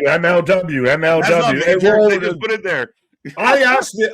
We're in a commercial. I asked Karrion Kross is not that good. Let me finish my question. I'll ask you that's not the TNA sympathizer and everything of how do you feel this amount of time in to TNA on AMC? We've seen some questionable results, some outcomes and everything of NWA allegedly out there on Comet picking up more viewers. How do you feel this fall in the TNA? I think it's been okay. At best, I think there's been some good stuff. The number 2 talks should end. They've allowed AEW to create more of a gap. Like AEW, a lot of fans out there are really happy with what they're getting from AEW. Even though some of us rational people just can't. They woke up the sickos, and the sickos fight back. They again. I mean, if you're gonna get in that ring, you're gonna have to swing. And to AEW's credit, there's a bigger gap. Like, I think early when this first started, TNA's on their heels. Can TNA catch them? Yeah, for sure. This is a marathon, not a sprint. But I think being taped as much as they are hurt them. Yep. I don't know how good 8:45's working out for them, and I don't know if that's negotiable. I think that's a big thing is move it up like, an hour. So what if like all that's ever before TNA is some old movie? Yeah. So why can't we rearrange that somehow? Like, Please. Is it because I don't know. I think there's a way to do it. I could be wrong, but they don't do enough edgy shit to warrant a late night, later time slot. Yeah, I don't know. I think they've had some newsworthy stuff. I still think they're building. I see them bringing in new talent still that have a great upside. I don't know. Like, it feels less hot now than it did probably 4 months ago. Right. So it's going to be on them to kind of work it out. I think very much that whole got a shot at number 2 conversations died out pretty fast. Yeah, they've definitely allowed themselves to fall behind, and to the point where, it's like, golf. They fell off the leaderboard. They got to get back on it. Yeah, well, Nick wants more adult themes in TNA. Absolutely, especially if you're going to do a 9 o'clock time slot. That's where I thought they would have gone. That's where you can go more of your hardcore. That's where some stuff that AEW does would have worked better in that time slot, because I feel it's the same like with ECW, everything. It was in a later time slot because it was more adult content. Yeah. Well, you thought, and I said it, I wasn't sure at the time if that was going to be the case. Like, part of me wonders, like, if it's their programming, so they play like 3 movies in the evening, and it just lands on that time slot. But I don't know. I think if you could get it earlier, if you could do more live shows matter. And especially in the internet age, live shows matter. And just keep improving the show. Make sure the shows are clean. Make sure they're, put out the best product you can, which I'm sure they are trying. So just give people things to talk about. I think they are. I think, though, they run the issue at time. Oh, 2 count. Deep 2. TNA is definitely trying to put their best foot forward. I wonder if it's a little 2 steps forward and 3 steps backward at times with some stuff. Could MLW slide into that kind of time slot to into that frame of they've got the talent at least out there? I know they're very much taped, but if they went more to a TNA programming frame, I think they've got the talent to back it. I think so, like the talent has to become known, right? But I think what they should be doing, and this is going to sound crazy, but I would be very match heavy for them right now. I'm not saying don't do any story, but I think you got to get to the place where people are like, you got to tune into this show. Like, you really got to make it a destination. And we need some burner matches. We need some things that, the clips start going around. Like, did you see what these two guys did? We need some of those matches that resonate through wrestling where people got to look. Tall up on the apron. He's a head kick and still, nah. I say nah. Second head kick. Should. Oh, no. Solo. It's 1, over. 2, 3. Solo victorious with a little bit of help. I said it. Go ahead. I said it. He was going to win. Yeah, you're right. And now all of them, this is where you get our troops to get involved. Oh, interesting. Oh, there you go, Royce. You got to remember, True's still hurt, but Royce the Avenger out here, right? Oh, there goes Weapon Time and Royce versus the MFTs. Oh, Royce and Solo, 2 big men staring down the barrel.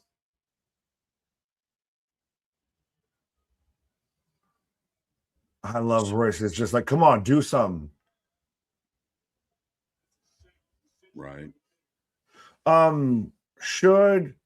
Because I know we briefly talked about it a minute ago, like a week or so ago when it was a big thing. Should other wrestling promotions like a TNA, like an AEW, etc. I know JCW's tried to do it and everything, to be more advantageous to content creators reacting to their content and everything. If WWE is going to be the big bad bully out there, should an AEW or a TNA have like a content creator program? We've seen both of them dabble. We've made appearances in both directions. Right. I think that as they are reminding us, Cody and Sami still tonight, I think that it's similar to what I said with the booking. You look at, Triple H's booking and where are the holes, and then you try and make those spots highlights of your show. Kind of take it that approach. This is another case. Maybe you say to creators, listen, every time we use you, we'll chuck you $100. Maybe even if something lame like that, but just as a who's your friend? And again, more and more people, it doesn't even have to be. It doesn't even have to be a monetized thing. It just literally we'll shout you out. That's literally. I literally saw JCW. I don't want to praise Vince Russo, but him over there on JCW actually they openly ran an advertisement of, hey, if you do a watch party of JCW or whatever, send us your clips and we'll put you on our programming, kind of thing. I saw TNA at one point was trying to do one of those things. To do JCW, folks. No, I was trying to say of how I saw TNA at one point initially was kind of putting out, here's clips that we won't strike, that if you want to react to, here's what you can use of the content creators when it comes as we are when it comes to pro wrestling aren't going to fall off just because I can't use WWE clips. You might see a thinning of the herd, but I don't think the whole thing's going to go away. And I do think that this is when that's a discussion point. That's when you can sway the public narrative if you're an AEW or a TNA to favor your side a little bit more. I don't disagree with that. And I mean, again, you're right. It's not going to go away. Like when we started doing this all those years ago, I think, we've watched the the number of streamers and reactors, quadruple and then, quadruple again. It's been an insane explosion, and maybe some would argue a little too much, but we welcome everybody to the community to try their thing. But there was a lot of moving parts, and then you saw kind of the gatekeepery people that were a pain in the ass. But at the end of the day, I mean, there's so many out there. Yeah, some of the lesser talents will complain about not being able to rely on the WWE content for their clicks. But at the end of the day, you as a wrestling company, to connect with that grassroots kind of fan, you think of how many thousands of people come through our doors every week. Yeah, we start talking about your product more, focusing on your product more. It's good for you. If you want to be for the sickos, why would you not oh my God, could you imagine that's something that should be, if I'm an AW, I want to do everything WWE is not doing. I want to be the anti-WWE. You guys are the only you guys are literally the only wrestling streamers that make me laugh. The rest are kind of dorky. Well, there's called talent with some of this, of when you don't have to use clips and everything for all of this, you actually have to have this thing called talent and skill that few lack, some pretend they have. And yeah, I mean, appreciate it. I mean, we're funny guys. We're just being ourselves. That's the best part of this. We just get to be us, and we appreciate that some people out there think it's fun and entertaining. This is what we're like when you guys are not around. It's the same vibe, same energy, same stupid jokes, same movie quotes, same callbacks. He still tells me to shut up just as much. We still make the jokes and roll our eyes at each other. Same shit. He still looks at me like, all right, guy, I want to go to bed. Shut up. Good night. I mean, they are still dorky, but also comical. I accept that. I'm not even offended. Oh, 100%. You can't be a wrestling fan, and arguably you can't be a sports fan and half of this shit without being a bit of a dork. Right? As we're getting a little... no longer is a bad thing. Right? We're getting a little bit of video package about the women's tag titles. Have Brie and Paige been okay as champions? I like Paige, and Brie just happens to be there. I think that, dude, I said it. Brie contributes as much as a tripod. She holds the belt really well. Little pop, right? Then the scream, and everyone goes nuts. Like, ooh, that hurts. That's got to hurt the ego when it happens right in front of you. But that's why I want Paige just as a singles run. You have Nikki can interject herself, and we can just shoot this shit off into the oblivion and all move along. And we get a solo Paige run. Like, give me a Paige versus a Rhea Ripley. Could that be a thing? Yeah, maybe. I could see it. Those are fantasy matches that could still happen that nobody thought could happen. Yeah. Like, I mean, again, that's a match where you were like, you can do it in a video game. You're never going to see it. Right. Now we might get to see it. As they are hyping up Saturday Night Main Event tomorrow. I mean, I know we talked about it feeling a little bit of a, maybe not as big as they tried to go on some of the other ones, but I still like the card.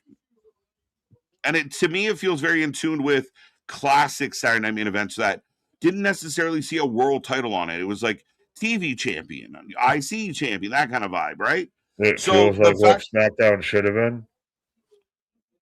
If SmackDown should have been... Most of these matches, I feel like I would have loved to see this on a weekly television show. Saturday Night Main Event? Monday Night Raw, well, just the matches that they're having. I don't know if they exactly per se warrant a Saturday Night's Main Event, especially when a SmackDown right before it seems so weak and by happenstance. Here we go. I hate everything. Well, I don't think SmackDown tonight's weak. One. Two, I don't see I think I'm perfectly fine with these matches. I don't even know how to defend it, but there's no problem with these matches on Saturday Night Main Event. It's not like WrestleMania. Well, touche with that, but this also... It's good. It's good. Saturday main event. The first time since they brought it back, there's no world title defended on it. Yeah, I believe so. Which, I mean, again, I don't think I'm not. I think the card is okay. Is pretty, looks pretty solid outside of not having that. And I think the classic Saturday night main events didn't always have that. As Blake, there you go. We got Blakey. Her and Chelsea. Hi, I'm Blake Monroe.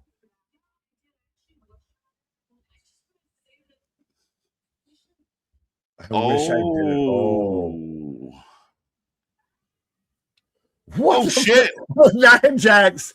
I came in like a rainbow. Clip it. Oh, Nia Jax destroys Chelsea. Kirby just being an asshole out here. Literally that. Running in, like, you didn't hear that coming? Have you ever gotten jumped from the front? Shit. Why is this coming now? Jesse, the best part of Saturday's main event. KJ looks Sons of Anarchy. Nick looks more like he would be in the Nords. I'm annoyed. Right. Avoid the noise. What? I'll accept that. I mean, I got no issue. Well, almighty out there, you guys are hilarious and still look like you can be part of the Sons of Anarchy. That's where you go. Through this world, all alone. Wait, can you guys be Lone Rangers together? Well, now at this point, here, who would you fantasy book us in the Sons of Anarchy at this point? What? Well, they mentioned it twice. So I don't know how to answer. A while with it, right? Revenge of the Nords. Oh, 2 in Vegas. No, the Homer Simpson son of nerd. No, Nords. I'll be right back in 2 seconds. There you go. Revenge of the Nords up there as KJ is taking a pause. The Nords is another gang in this.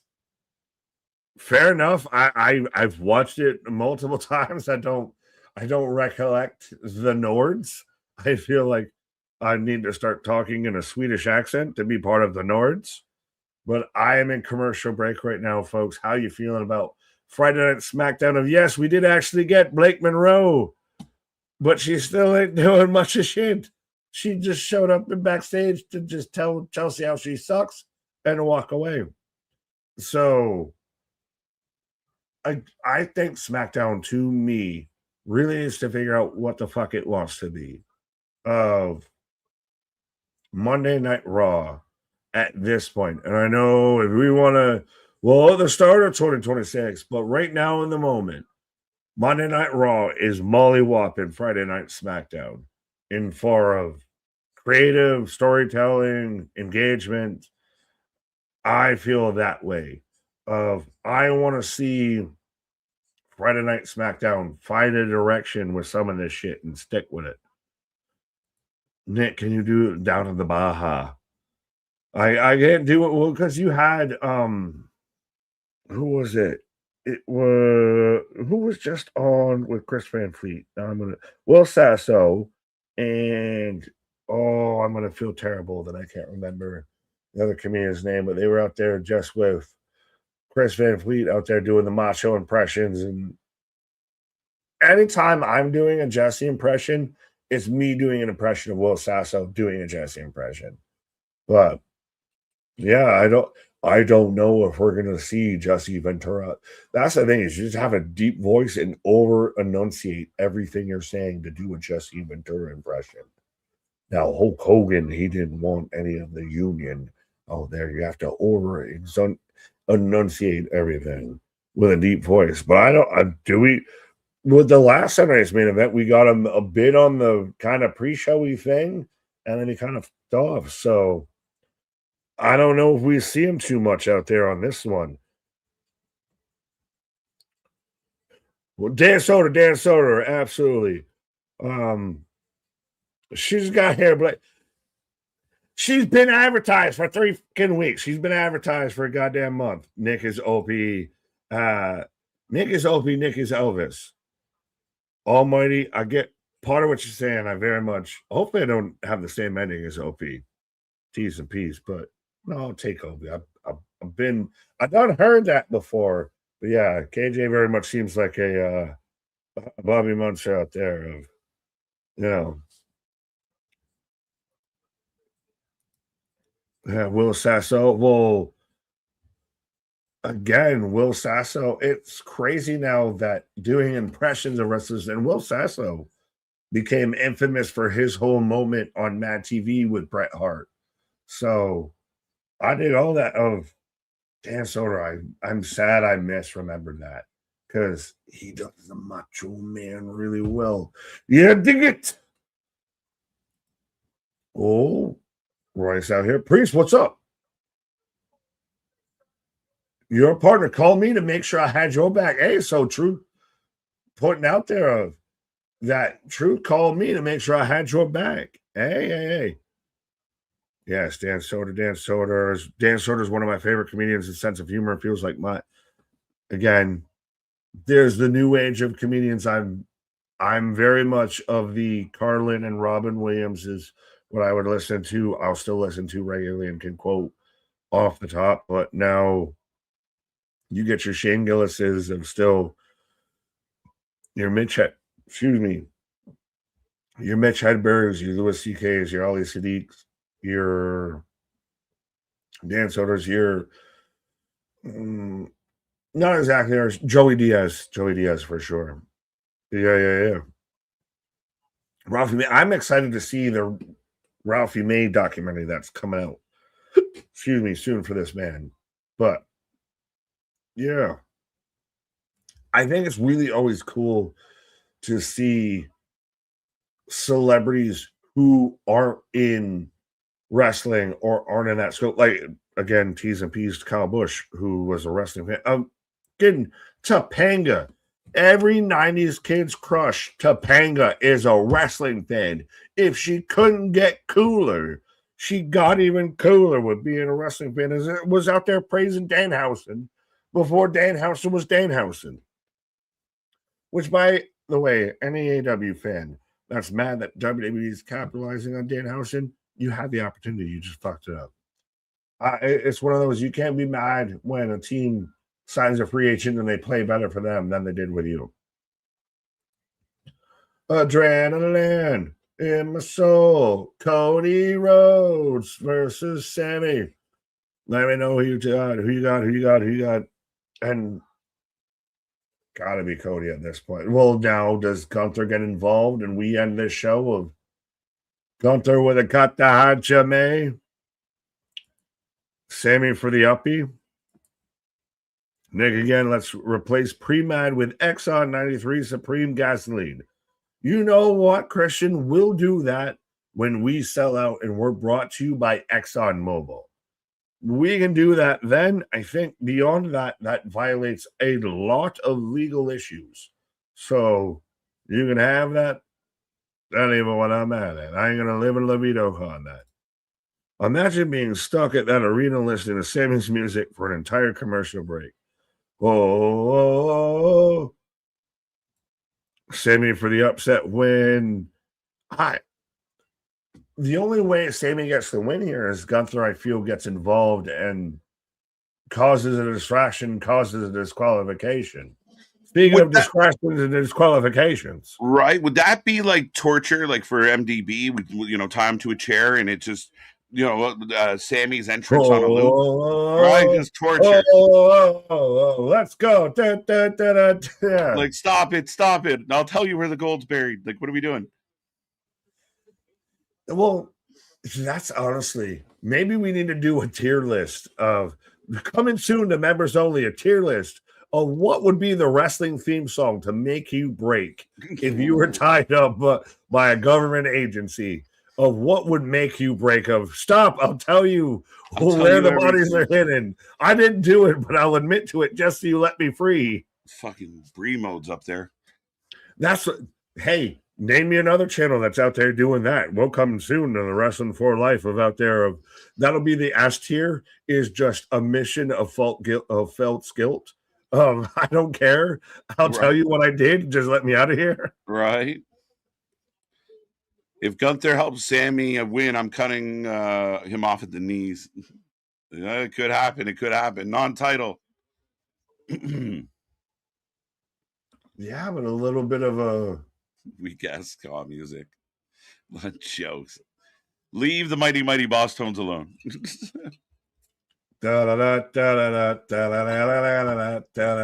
Why? What is it with ska music and everything that kind of like becomes over in wrestling? Like it all becomes like the cheer-alongs and everything. Especially in the UK. Like I watched, literally, I was doing that. And I watched a whole wrestler do the Jey Uso run back his entrance to the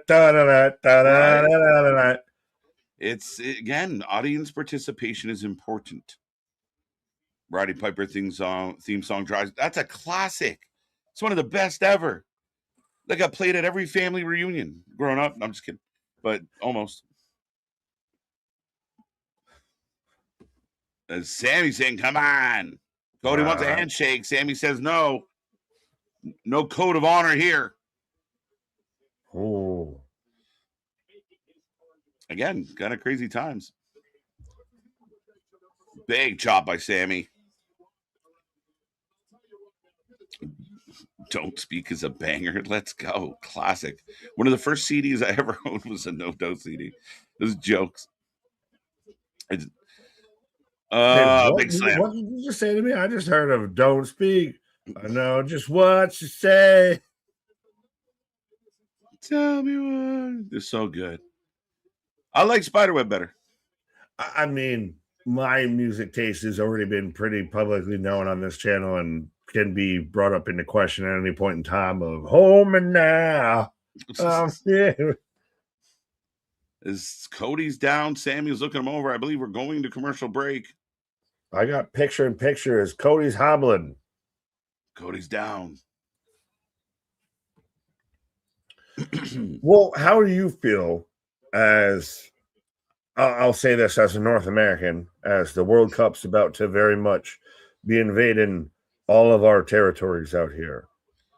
Are you a fan of the footy? Are you very much excited that we're going to get World Cup of Mania out here? And how much does that circumvent? How does that, out of time frame some of this wrestling we're watching? No, I mean, for me, not much. I mean, for some, it might. I mean, you're going to take a lot of attention and, a lot of things are going to kind of lose some focus with the tournament coming. I mean, we're hosting part of it. So, I mean, it's going to be cool that way. But ultimately, yeah, I mean, a peripheral soccer fan. Used to watch a lot of soccer with my grandfather. I played a little, but the lack of contact was an issue. But it really was when I was young. Just so used to playing hockey, playing soccer is tricky because you just want to run over a motherfucker. Yeah, it's hard to go from football and lacrosse to soccer because then all of a sudden you become Brian Dawkins or Ed Reed as a safety. I'm like, I got you teed up, motherfucker. Right? You're instantly like foul. You're like, what? Decleater. I don't care. Kick me out of the game. I didn't want to fucking run anyways. Right. Yeah, and a lot of running. Fuck's sake. At least hockey you can glide for a while. But no, I mean, again, it should be fun. I like, we would do like little World Cup pools and stuff like that. So yeah, it'll be interesting. It'll have the world's attention. It's a big sports event. I kind of get up for that kind of thing. Is it kind of the only global sports event? Like even the Olympics, I don't know. Depending on biggest one. Sports or anything, then it really fits that way of like the World Cup is truly global. Yeah, it's the biggest one, right? We talk about the major sports, but not all those major sports get played globally. And I mean, the advantage of soccer is if if you can wrap something around your shins and you have something round that you can kick around, you can play soccer. I mean, I kick a ball. Just kick away. Some Shaolin soccer. Let's go. Don't you put some the monks might out there win it. But Sami getting booed, Sami in control, Sami talking to the crowd like, what's your problem? Same though. Let's go. I'll go check on the Italian team, the recruitment for the World Cup. I'll be right back. They missed out, bro. It's heartbreaking. Why? No. How does that? We've landed on the moon. Yeah, it didn't work so. I don't believe they made it. I could be wrong, but I don't think so. It's crazy to think that, well, Italy has won a World Cup and not made a World Cup in the same time USA has always made a World Cup but never won a World Cup. Yeah, to actually see Canada in a World Cup, and part of it's because we're hosting, which is great. But well, they're hosting, so they got to at least be kind of involved, right? But like it's crazy to see like no Italy, but you have like Tunisia. Shout out to Tunisia. to Bermuda, Bahama. Right? Oh, I really. Cape Verde is in the World Cup this time around. Cape Verde is in the World Cup and Italy isn't. On that note, I'm going to take myself out of this cup. Right? Like it's crazy to think Italy didn't make it. But Nick taking a pause for the cause, which means back to the wrestling. And Sami and Cody getting to their feet. Cody selling the leg. Nice little jabs. We're getting some dusty from Cody. How we feeling out there, folks? I hope you're doing good. I hope you got big plans for the weekend. And don't forget, we're here Saturday and Sunday. And don't forget to get those predictions in for both double. Oh, Gunther! 2 count, 2 count, 2 count. Cody still favoring that leg. You know what drives me crazy? KJ. Nick Wright to censor theme song. That is definitely an annoying one. Can I count Fiend? Fiend? No, I added a D, but Fiend? Can we add Fiend? I even refuse to put it on my wrestling playlist. My uncle was a safety in the NFL in the 80s and 90s. It's in my DNA to love him. Absolutely, bro. I got you. 100%, man. It's the hard, the finesse of it all. Like, I mean, there is a good amount of contact in a game like soccer, but it's just not the same, right? So, and then, it's a talent to be able to finesse the ball away from someone like that. But you're so used to lighting people up. It's hard not to. Cody counter 2. As Cody just bounces off the table. We might get the count out here. We're out of 4. Cody back to his feet, clearing the deck. Italy were begging not to qualify. If you watch those games, they never wanted to be in the World Cup. So you could see their body language, and they gave up the late goal in Bosnia. They suck. Real weird times to me, similar when Italy's kind of struggling or finding lack of chemistry. I know countries like England go through has gone through that as well. They all do, right? At times. You can't always be a superpower. It's like when Canada loses in hockey and everyone starts like, we need a referendum to talk about it, and everyone, we got to figure out how to. Well, what do we do? Sami going for the haluva. Cody ducks, going for a super cutter and nails it. Beautiful cutter.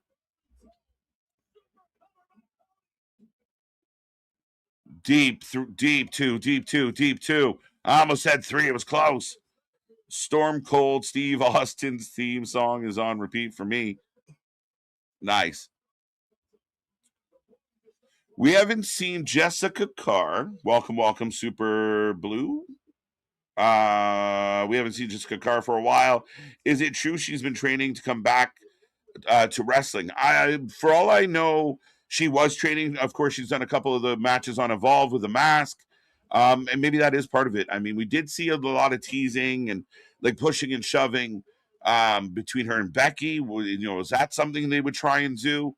Yeah, we'll see. I don't really fully have the answer, but that seems like where it's heading for sure.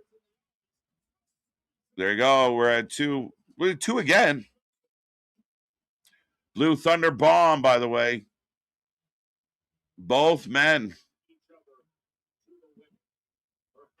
laying it out there tonight, folks.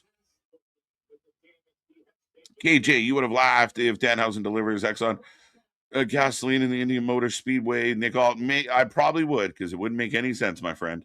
Zilla fought 2 in action right now. House of Glory. There you go, Damien. I like it. Zilla, people are wondering, will we get a Zilla with all, does MFT need a Zilla? Does Jacob need Zilla? Does Roman and the bloodline need a Zilla? Italy not qualifying is crazy. That's like Brazil or Germany not qualifying. 100%. One of the absolute best soccer teams in the world always. And failing again, that's an internal structure problem. They turn over so much talent as Cody reverses the figure 4. It's good old classic wrestling, folks. Listen, Linda. No, I know people. I know I defend Sami, but it's because Sami gives us matches like this one. This is starting to be one of the better matches of the entire week. Like, this is a good wrestling match. Better matches of the night, better matches of the week. I don't know. Best match of the week was Ciampa Briscoe. Yeah, that match cooked. That match fucking cooked. I hate that was the second match that's on exactly the show. What I was going to say. But that was the best match of the week. Yeah, 100%. Yes, but we hate AEW, right? As we say that was the best match of the fucking week. But this is. Gunther!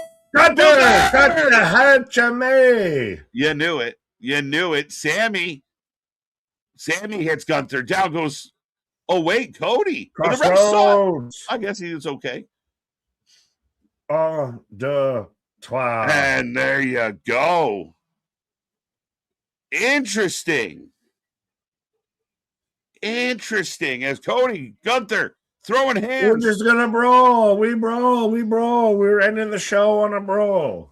Does this add to like Sami? Like literally, you cheated to win. How did he cheat to win? He got cheated to lose and still won. That's what Sami's gonna say, though. Is but you that's took the advantage. Disillusion. That's the disenfranchised heel, which is Sami becoming. But yes. Yeah, no, I mean, Sami's going to spin. There's a look at the stare down. Sami and Gunther. Triple threat. Look. Sami lets it happen. Sami, you bastard. Sami lets it happen. Sami's just Gunther's watching. Hair is wild. Gunther's got the little froof popping up and everything. Sami.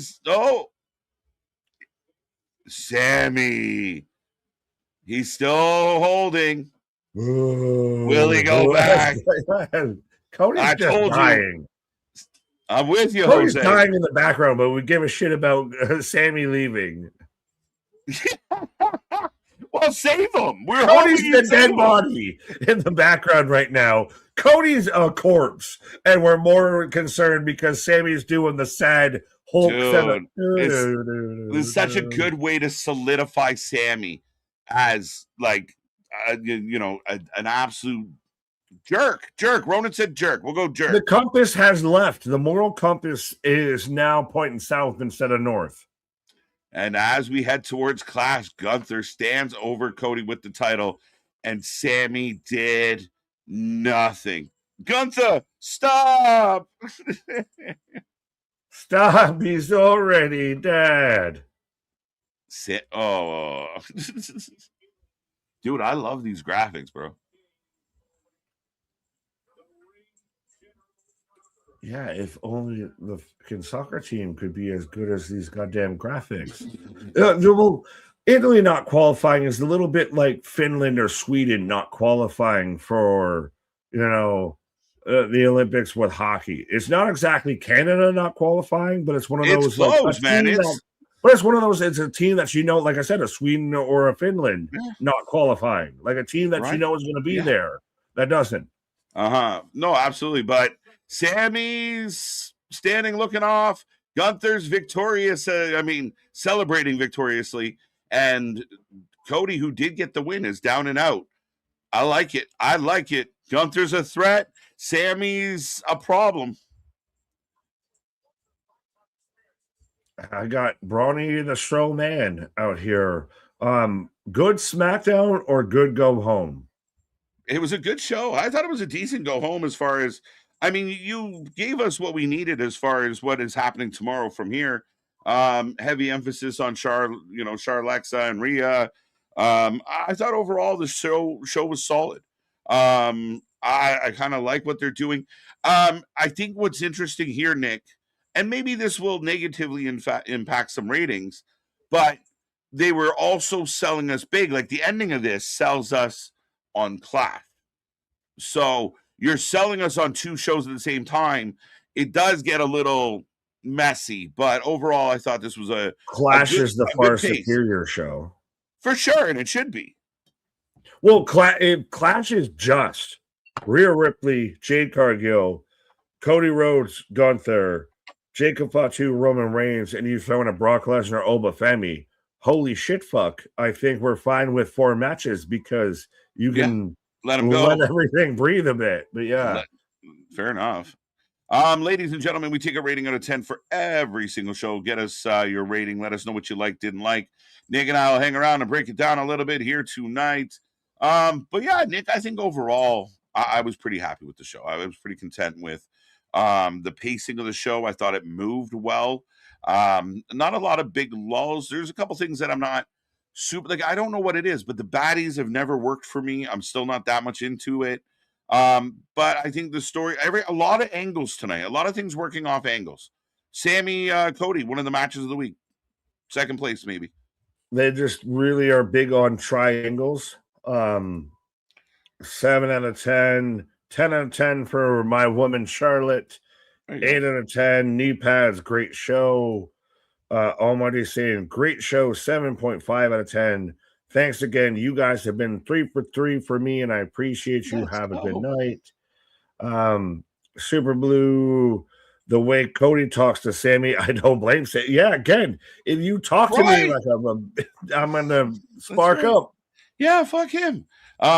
Sami's justified. Long live Sami. Right. Jose, no, Italy has 4 World Cup titles. Nick, you don't know footy. No, that's what I'm saying. That's why I'm saying them not qualifying is a sacrilege. Right? Yeah, it's insane. But and like I said, when you list off some of the other countries that found a way, kudos for them.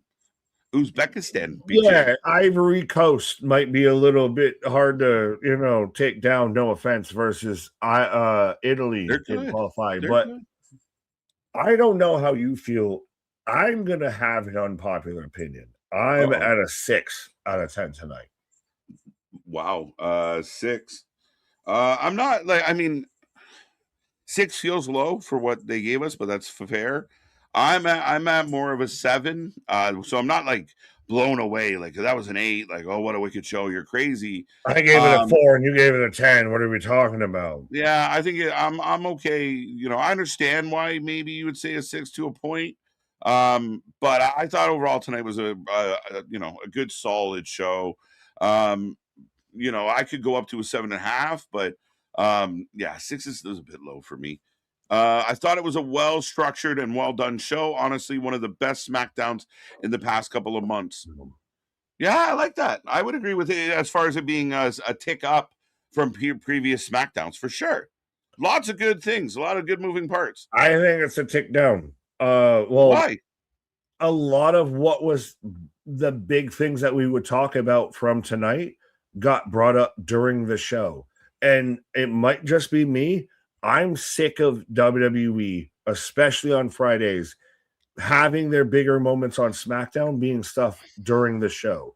I get that's cool every now and then, but to do it every week. What was the example of the biggest moment on the show? Not at the I don't quite follow. Well, Carmelo Trick, if we want to go that way. Wasn't the biggest moment. Cody, the main event wasn't advertised before the show started, so there's 2 right out the gate. Oh, because they weren't advertised, you're still mad about that? But that doesn't change the quality of the show. Right, but you brought it up during the show. You brought it up during the show. That's literally part of the quality of the show. Is if I tell you what the move, you brought it up during the show. But if you show up and the show's good, just because you didn't know, why I need to show up. But who cares? You're here now. Was the show good or not? Like, you can't punish them. Like, you can't say, "Oh, the show wasn't that good because I didn't know." Punish them for saying how they got me in the gate. But now that I'm in the gate, well, that's not implying it's just all going to be great. That has nothing to do with the quality of the show they put on. Like if you went to a concert and your favorite band broke out a couple extra tunes they didn't tell you they were going to play, it doesn't make the concert worse because they I already bought tickets to the show because I know what the shit they were going to advertise. They didn't do that. So did they. They already bought tickets. They got a full house based on this. We started off this stream with talking about how SmackDown was lighting the britches, and now we're sitting there praising them because they advertised and they delivered most of their show throughout the show they were in. Even if they advertise light, which they did, it doesn't have an impact on the overall quality of what actually happened on the show. What did you slow that down for me? What did you just try to say to me? Lord Jesus. Literally, because they didn't tell you that it was going to happen means that it's okay that they told you it was going to happen once you bought the tickets already. Who gives a shit? You're sitting there watching it. I'm trying to figure out what you said to me. That's what you said is great. No, right? That because they already told you it was going to happen is great. This is why you think the show's a 6. But I mean, it doesn't matter that they didn't advertise. They could have advertised nothing.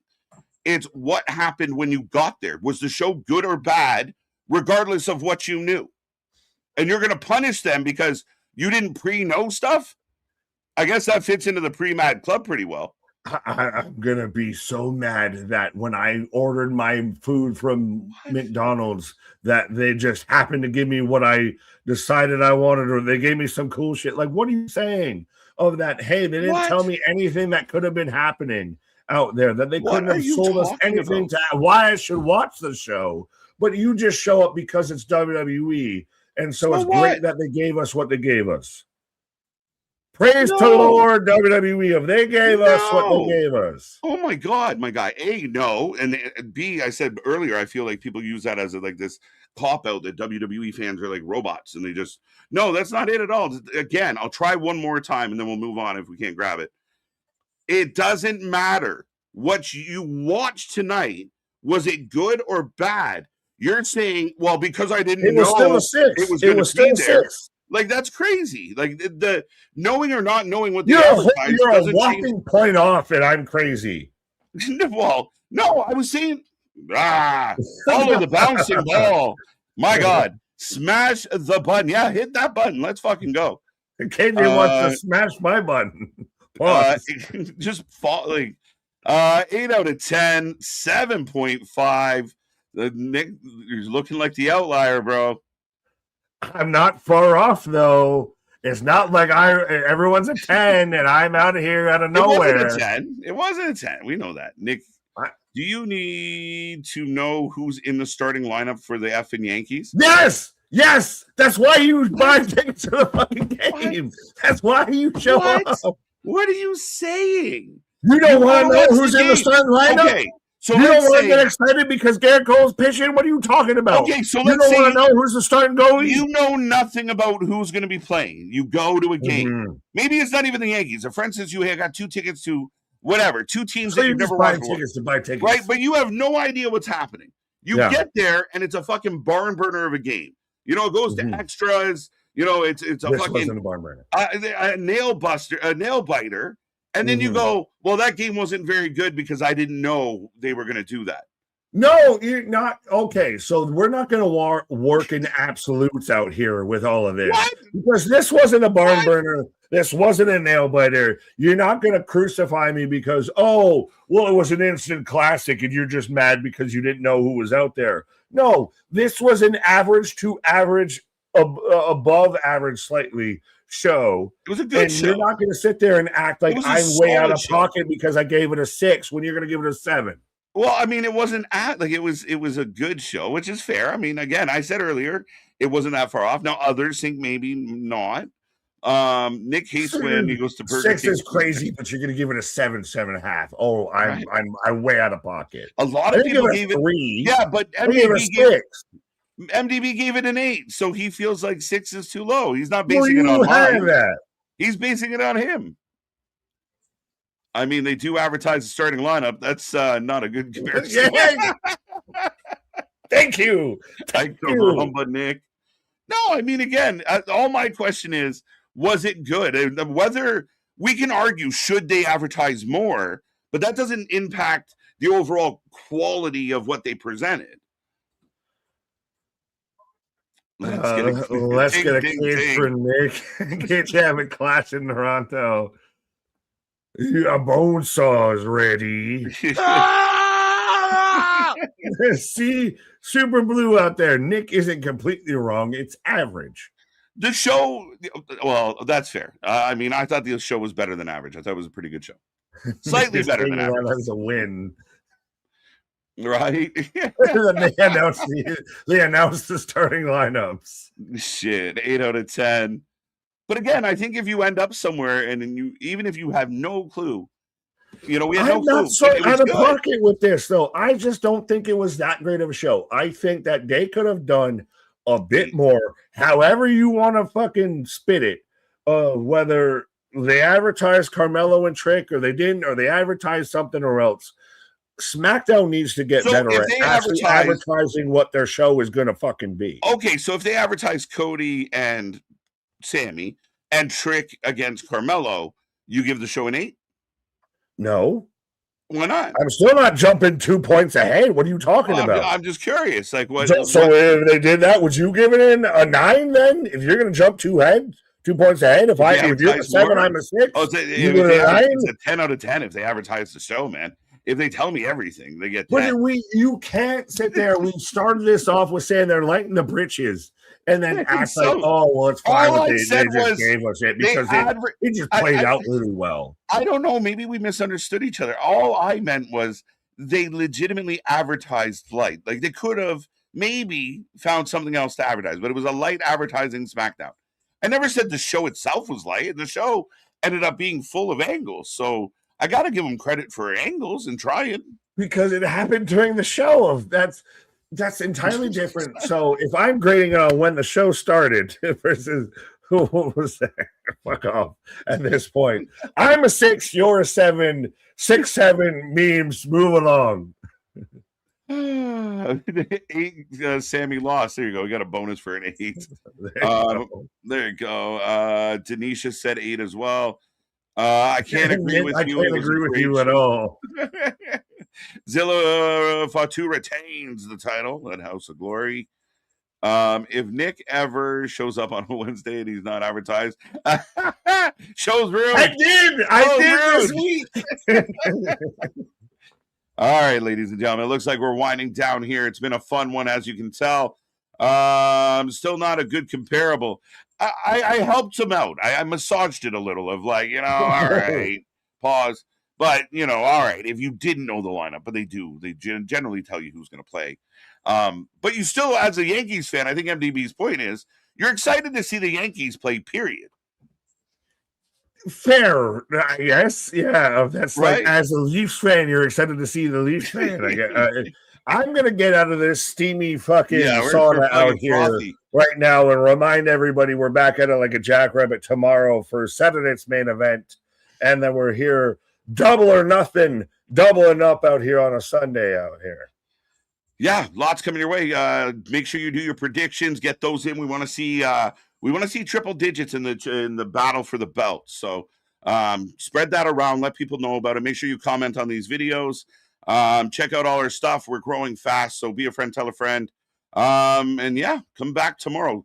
Fridays are good. Saturdays are always our night. We kill Saturdays, so don't miss out. Saturdays is always a good stream, and I mean it can't be any sillier than this one. Yeah, I'm advertising a show before the fucking show happens. What a novel idea! I really hope I really hope they don't do anything that they didn't tell us. I really don't. I've already called Nick Foley, so there you go. But Denisha, Nick, you can have your cake and eat it too. Why not? I'm going to go eat some cake in different ways. But our shit is real. Our shit is raw. Our shit is authentic. When you're talking about that wrestling, you put it with that for life with it. The bakery is open, folks. Have a good night. We'll see you tomorrow. Saturday main event. And on the flip side. Bye.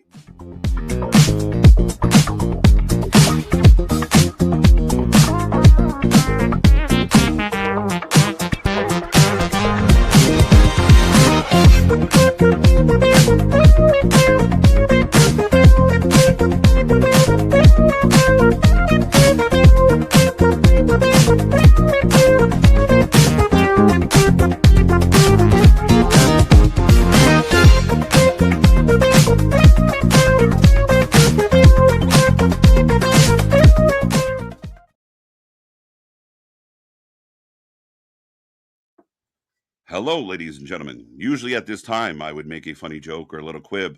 However, I did not advertise I would be doing so. So tonight, there will be no jokes. Just a good night.